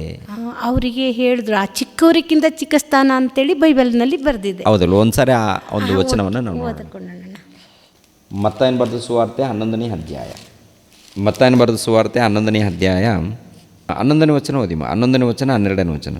ಸ್ತ್ರೀಯರಲ್ಲಿ ಹುಟ್ಟಿದವರೊಳಗೆ ಸ್ನಾನಿಕನಾದ ಯೋಹಾನನಿಗಿಂತ ದೊಡ್ಡವನು ಎದ್ದಿಲ್ಲ, ಆದರೂ ಪರಲೋಕ ರಾಜ್ಯದಲ್ಲಿರುವ ಚಿಕ್ಕವನು ಅವನಿಗಿಂತಲೂ ದೊಡ್ಡವನೆಂದು ನಿಮಗೆ ಸತ್ಯವಾಗಿ ಹೇಳುತ್ತೇನೆ. ಸಾಕು, 11ನೇ ವಚನ ಸಾಕು. ನೋಡಿ, ಸ್ತ್ರೀಯರಲ್ಲಿ ಹುಟ್ಟಿಯುವುದರೊಳಗೆ ಸ್ನಾನಿಕನಾದ ಯೋಹಾನನಿಗಿಂತ ದೊಡ್ಡವನು ಎದ್ದಿಲ್ಲ, ಆದರೂ ಪರಲೋಕ ರಾಜ್ಯದಲ್ಲಿರುವ ಚಿಕ್ಕವನು ಅವನಿಗಿಂತಲೂ ದೊಡ್ಡವನು. ಆ ಚಿಕ್ಕವನು ಅಂತ ಹೇಳಿದ್ರೆ ಈ ಸಣ್ಣ ಏಜಿನಲ್ಲಿ ಸತ್ತೋಗಿರ್ತಾರಲ್ಲ, ಸಣ್ಣ ಏಜಿನಲ್ಲಿ. ಇವಾಗ ನೋಡಿ, ಬಾಲಕರು, ಎಳೆ ಮಕ್ಕಳು ಯಾವುದೊಂದು ಕಾರಣಕ್ಕೆ ಅನಾರೋಗ್ಯದಿಂದ ಆಗಿರ್ಬೋದು, ಯಾವುದೊಂದು ಕಾರಣಕ್ಕೆ ಅದರಲ್ಲಿ ಗರ್ಭಪಾತ ಆಗಿದ್ದರೂ ಅದರಲ್ಲಿ ಕೂಡ ಜೀವ ಇರುತ್ತೆ. ಓಕೆ, ಅವರು ಕೂಡ ಏನಪ್ಪ ಅಂದರೆ ಈ ಕೊನೆ ಸ್ಥಾನದಲ್ಲಿ, ಸಣ್ಣವರಲ್ಲಿ ಚಿಕ್ಕ ಸ್ಥಾನದಲ್ಲಿ ಇರುತ್ತೆ. ಅವರಿಗೆ ಪರಲೋಕ ಜಾಗ ಸಿಗುತ್ತೆಮ್ಮ, ಅವರಿಗೆ ಒಂದು ಸ್ಥಾನ ಇರುತ್ತೆ. ಸ್ನಾನಿಕನಾದ ಯೋಹಾನನು ಪರಲೋಕ ರಾಜ್ಯದ ವಿಷಯದಲ್ಲಿ ನೋಡುವಾಗ ಮಹಾ ದೊಡ್ಡ ಶ್ರೇಷ್ಠನವರು, ಭೂಲೋಕದಲ್ಲಿ ನೋಡುವಾಗ ಉನ್ನತ ಸ್ಥಾನ ಸ್ಥಾನದಲ್ಲಿದ್ದವರು. ಆತನಿಗೆ ಪರಲೋಕ ರಾಜ್ಯದ ವಿಷಯದಲ್ಲಿ ನೋಡುವಾಗ ಚಿಕ್ಕವನೇ ಈತನಿಗಿಂತ ದೊಡ್ಡವನಂತೆ. ಅಣ್ಣ ಎಷ್ಟು ಒಂದಿದೆ. ಅವರು ಯೇಸುಸ್ವಾಮಿ ಬಗ್ಗೆ ಸಾಕ್ಷಿ ಹೇಳಿದವರು, ಪರಲೋಕ ರಾಜ್ಯ ಬರ್ತಾ ಇದೆ ಅಂತ ಹೇಳಿದವರು ಅವರೇ ಮೊದಲಿನವರು. ಅವರು ತುಂಬ ಶ್ರೇಷ್ಠವಾದ ಪ್ರವಾದಿ ಅಂತ. ನಿಜ ನಿಜ ನಿಜ. ಯಾಕೆಂದರೆ ದೀಕ್ಷಾ ಸ್ನಾನ ಆತನ ಮೂಲಕನೇ ದೇವರು ಪ್ರಾರಂಭ ಮಾಡಿ ದೀಕ್ಷಾ ಸ್ನಾನ ಏನಂತ ಕಾರ್ಯಕ್ರಮ ಹೆಸರೇ ಸ್ನಾನಿಕನಾದ ಯೋಹಾನ ಅಂತಾನೆ ಅಂತ ಪ್ರಾರಂಭವಾಗುತ್ತೆ. ಆತನ ಮೂಲಕ ಪ್ರಾರಂಭ ಮಾಡ್ತಾರೆ. ಮತ್ತೆ ಆತನು ಬಂದು ಈ ಯೆಹೂದ್ಯರ ಬಳಿಯಲ್ಲಿ ಪರಿಸರ ಬಳಿ ಗಟ್ಟಿಗೆ ಸ್ಟ್ರಾಂಗ್ ಆಗಿ ಸುವಾರ್ತೆ ಮಾಡ್ತಾರೆ. ಖಂಡಿತ ಅನೇಕರಿಗೆ ದೀಕ್ಷಾ ಸ್ಥಾನ ಕೊಡ್ತಾರೆ. ಓಕೆ, ಅಂಥವರಿಗೆ ಪರಲೋಕದಲ್ಲಿ ಈ ಸ್ಥಾನ ಬಂದಿದೆ ಅಂದರೆ ಪರಲೋಕ ರಾಜ್ಯದಲ್ಲಿ ನಾವು ಒಂದ್ಸರಿ ವಿಚಾರ ಮಾಡಿರ್ಬೋದು. ಅಣ್ಣ ಯಾಕೆ ಬಂದಿರ್ಬೋದು ಅಣ್ಣ ಅವರಿಗೆ? ಯಾಕೆ ಅಂದರೆ ಒಂದೇ ಕಾರಣ, ಯೇಸು ಕ್ರಿಸ್ತರ ವಿಷಯದಲ್ಲಿ ಇವರು ಅನುಮಾನ ಪಟ್ಟಿದ್ದಾರೆ. ಅನುಮಾನ ಸ್ನಾನ ಕೊಡಿಸುವಂತ ಅವರೇ ಸಾಕ್ಷಿ ಹೇಳಿದಾರಲ್ಲ, ಇನ್ಯಾಕೆ ಅನುಮಾನ ಪಟ್ಟರು? ಇವಾಗ ಪ್ರಾರಂಭದಲ್ಲಿ ಸಾಕ್ಷಿ ಹೇಳಿದ್ದಾರೆ. ಓಕೆ, ಯೇಸು ಕ್ರಿಸ್ತರ ಬಗ್ಗೆ ಒಳ್ಳೆ ಸಾಕ್ಷಿ ಹೇಳಿದ್ದಾರೆ ಪ್ರಾರಂಭದಲ್ಲಿ. ಅಂದರೆ ದೀಕ್ಷಾ ಸ್ನಾನ ಪಡ್ಕೊಳ್ಳುವಂತಹ ಸಮಯದಲ್ಲಿ ಮತ್ತಾಯನು ಬರೆದ ಸುವಾರ್ತೆ 3ನೇ ಅಧ್ಯಾಯ 13ನೇ ವಚನದಿಂದ 13ನೇ ವಚನದಿಂದ 15ನೇ ವಚನದವರೆಗೆ. ಆ ಕಾಲದಲ್ಲಿ ಯೇಸು ಯೋಹಾನನಿಂದ ಸ್ನಾನ ಮಾಡಿಸಿಕೊಳ್ಳಬೇಕೆಂದು ಗಲಿಲಾಯದಿಂದ ಯೋರ್ದನೊಳಗೆ ಬಂದನು. ಆಗ ಯೋಹಾನನು, ನಾನು ನಿನ್ನಿಂದ ಸ್ನಾನ ಮಾಡಿಸಿಕೊಳ್ಳತಕ್ಕವನಾಗಿರುವಲ್ಲಿ ನೀನು ನನ್ನ ಬಳಿಗೆ ಬರುವುದೇನು ಎಂದು ಹೇಳಿ ಆತನನ್ನು ತಡೆಯುತ್ತಾ ಇದ್ದನು.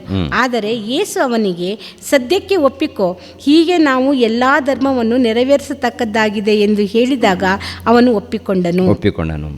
ಅಂದರೆ ಯೇಸು ಕ್ರಿಸ್ತರು ನೋಡಿ, ನಿಮ್ಮಿಂದ ನಾವು ಸ್ನಾನ ಹೊಂದಬೇಕಾಗಿದೆ, ಆದರೆ ನೀವೇ ಬಂದಿದ್ದೀರಲ್ಲ ಪ್ರಭುವೇ ಅಂತ ಹೇಳ್ತಾರೆ. ಎರಡನೇದಾಗಿ ಯೇಸು ಕ್ರಿಸ್ತರ ವಿಷಯದಲ್ಲಿ ಸಾಕ್ಷಿ ಕೊಡ್ತಾರೆ.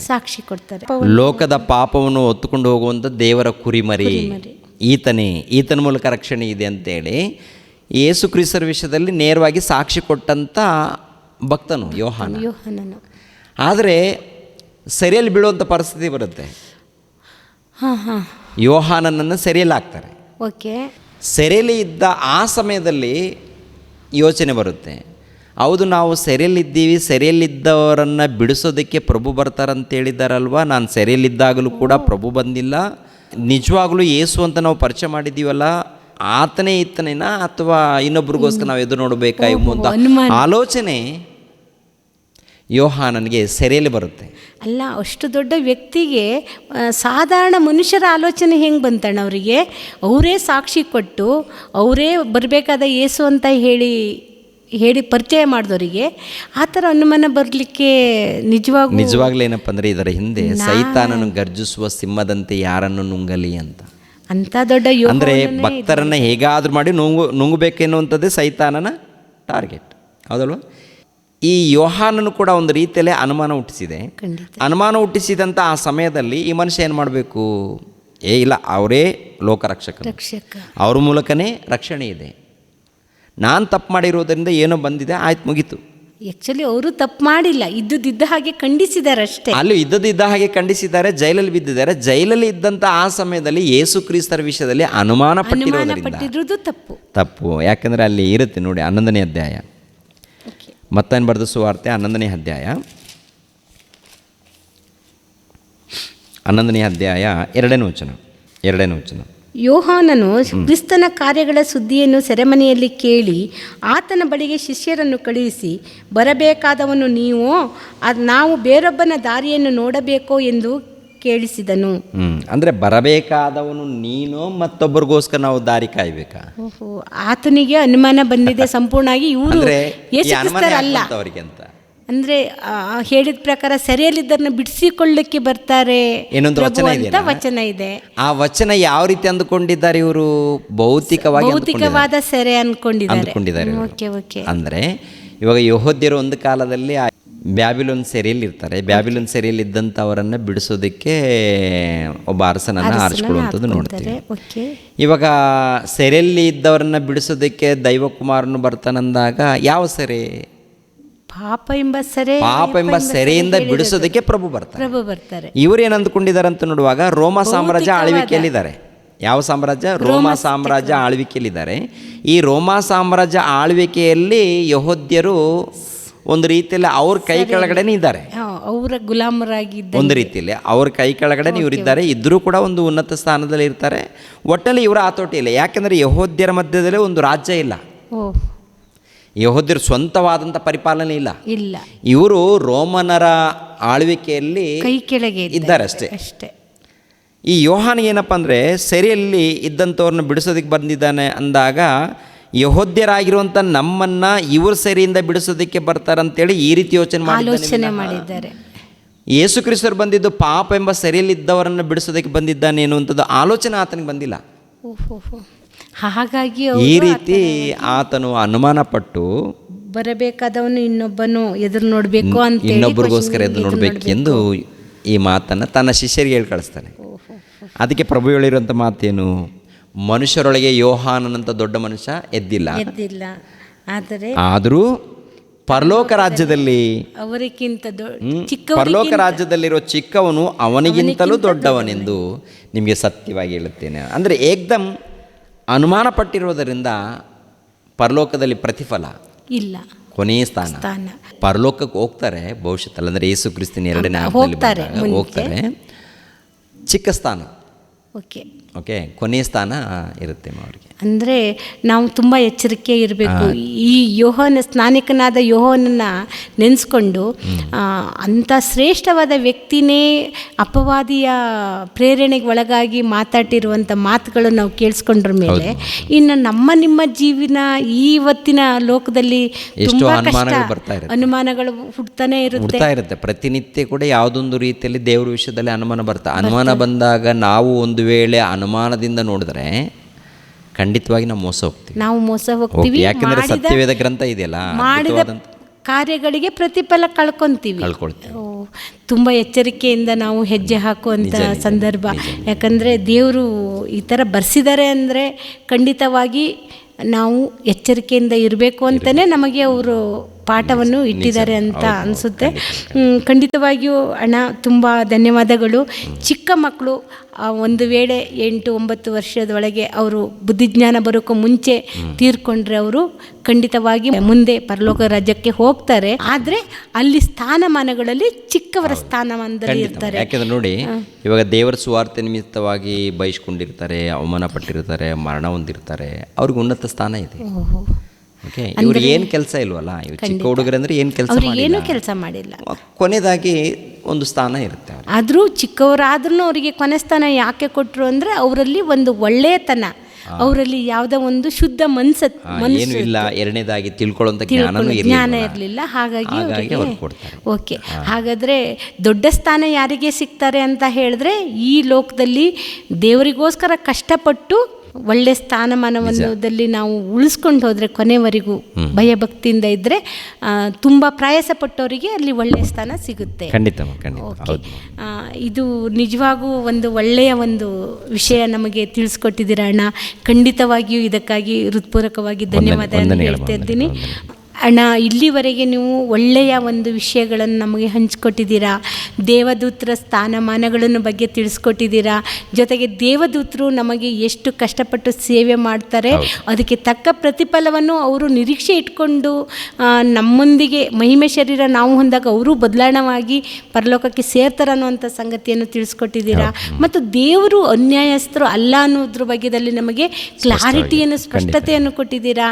ಮತ್ತು ಈ ಚಿಕ್ಕ ಮಕ್ಕಳು ವಿಷಯದಲ್ಲೂ ಸಹ ಮರಣ ಹೊಂದಿದಾಗ ಅವರು ಸಹ ಪರಲೋಕದಲ್ಲಿ ಸೇರ್ತಾರೆ ಅನ್ನುವಂಥ ವಿಷಯವನ್ನು ಕ್ಲಾರಿಟಿಯಾಗಿ ತಿಳಿಸ್ಕೊಟ್ಟಕ್ಕೆ ಅಣ್ಣ ತುಂಬ ಹೃದಯದ ವಂದನೆಗಳನ್ನು ಹೇಳುತ್ತಾ, ನಿಜವಾಗಿಯೂ ಒಂದು ಆತ್ಮಿಕವಾದ ಜೀವನದಲ್ಲಿ ನಾವು ಮುಂದುವರಲಿಕ್ಕೆ ನಿಮ್ಮ ಪ್ರಶ್ನೆ ಉತ್ತರ ಕಾರ್ಯಕ್ರಮದಿಂದ ನೀವು ಕೊಡುವಂಥ ಸಮಾಧಾನದ ಉತ್ತರದಿಂದ ನಮ್ಮ ಪ್ರೇಕ್ಷಕರಿಗಾಗಿರ್ಬೋದು, ನಮಗಾಗಿರ್ಬೋದು, ಈ ಸಮಾಜ ತಿದ್ದುಪಡಲಿಕ್ಕೆ ತುಂಬ ಅಮೂಲ್ಯವಾಗಿದ್ದು ಮಾತುಗಳನ್ನು ಆಡ್ತಾ ಇದ್ದೀರಾ. ಬೆಳಗಿಸೋ ಕಾರ್ಯಕ್ರಮ ನಿಜವಾಗೂ ಜನರ ಜೀವನದಲ್ಲಿ ಬೆಳಕನ್ನು ಮೂಡಿಸುವಂತೆ ನೀವು ಮಾಡ್ತಾ ಇದ್ದೀರಣ್ಣ. ನಿಜವಾಗೂ ಹೃದಯಪೂರ್ವಕವಾಗಿ ಧನ್ಯವಾದಗಳನ್ನು ನಿಮಗೆ ಸಲ್ಲಿಸ್ತಾ ಇದ್ದೀನಣ್ಣ.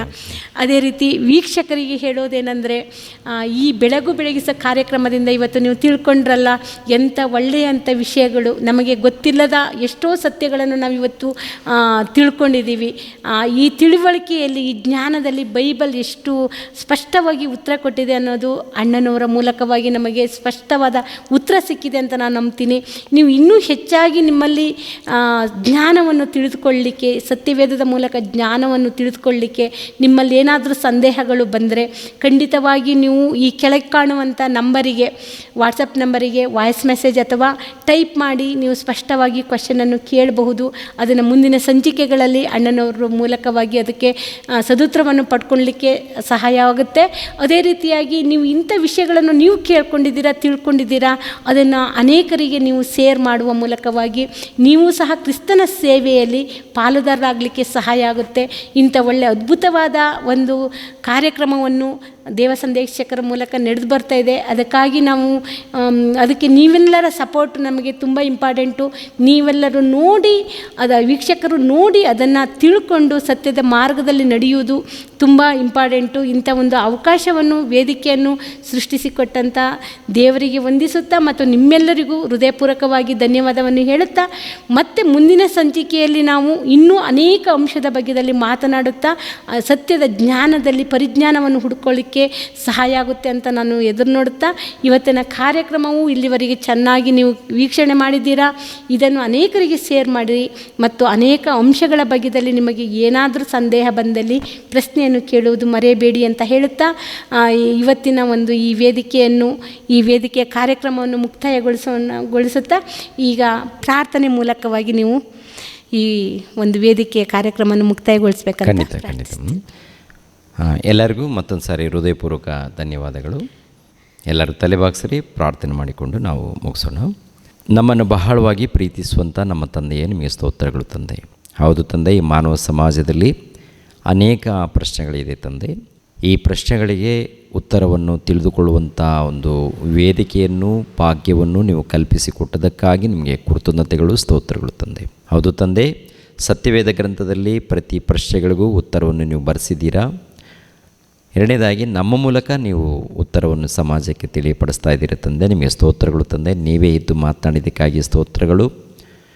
ನೇರ ಪ್ರಸಾರದಲ್ಲಿ ವೀಕ್ಷಿಸುವಂಥ ಎಲ್ಲ ಮಕ್ಕಳನ್ನು ಆಶೀರ್ವದಿಸಿ, ಎಲ್ಲರೂ ವಾಕ್ಯಗಳನ್ನು ಕಲಿತುಕೊಂಡು ತಿಳಿದುಕೊಂಡು ಈ ಸಮಾಜದಲ್ಲಿ ನೀತಿವಂತರಾಗಿ, ಭಕ್ತರಾಗಿ, ಬೆಳಕಾಗಿ, ಉನ್ನತರಾಗಿ ಜೀವಿಸುವಂತೆ ಸಹಾಯ ಮಾಡಿ. ಅದೇ ರೀತಿಯಲ್ಲಿ ತಂದೆಯಾದ ದೇವರೇ, ನಿಮ್ಮ ಮಗಳಾಗಿರುವಂಥ ರೇಖರವ್ರಿಗೋಸ್ಕರ, ಆಕೆಯನ್ನು ಪ್ರೀತಿಸಿಕೊಟ್ಟಿರುವಂಥ ಮಕ್ಕಳಿಗೋಸ್ಕರ ಪ್ರಾರ್ಥಿಸ್ತಾ ಇದ್ದೀನಿ. ಆಶೀರ್ವದಿಸಿ. ಅದೇ ರೀತಿಯಲ್ಲಿ ಪ್ರತಿದಿನಾಲೂ ಕೂಡ ಗೂಗಲ್ ಮೀಟ್ನಲ್ಲಿ ನಿಮ್ಮ ಮಗಳು ಕಾರ್ಯಕ್ರಮ ನಡೆಸ್ತಾ ಇರ್ತಾಳೆ. ನಿಮ್ಮ ಮಗಳನ್ನು ಆಶೀರ್ವದಿಸಿ, ಬಲಪಡಿಸಿ, ಇಂದು ಸಭೆಯನ್ನು ಅಭಿವೃದ್ಧಿ ಮಾಡಿ, ಅನೇಕರು ಸತ್ಯದ ಮಾರ್ಗದಲ್ಲಿ ಬರುವಂತೆ, ಅನೇಕರು ನಿಮ್ಮ ಜ್ಞಾನವನ್ನು ತಿಳಿದುಕೊಂಡು ಭಕ್ತಿಯಿಂದ ಜೀವಿಸುವಂತೆ ಸಹಾಯ ಮಾಡಿ. ಒಂದು ವೇಳೆ ಯಾರಾದರೂ ಅನಾರೋಗ್ಯದಲ್ಲಿ, ಬಾಧೆಯಲ್ಲಿ, ದುಃಖದಲ್ಲಿ ಇದ್ದರೆ ಅಂಥ ಮಕ್ಕಳನ್ನು ಮುಟ್ಟಿ ಅವರನ್ನು ಬಲಪಡಿಸಿ.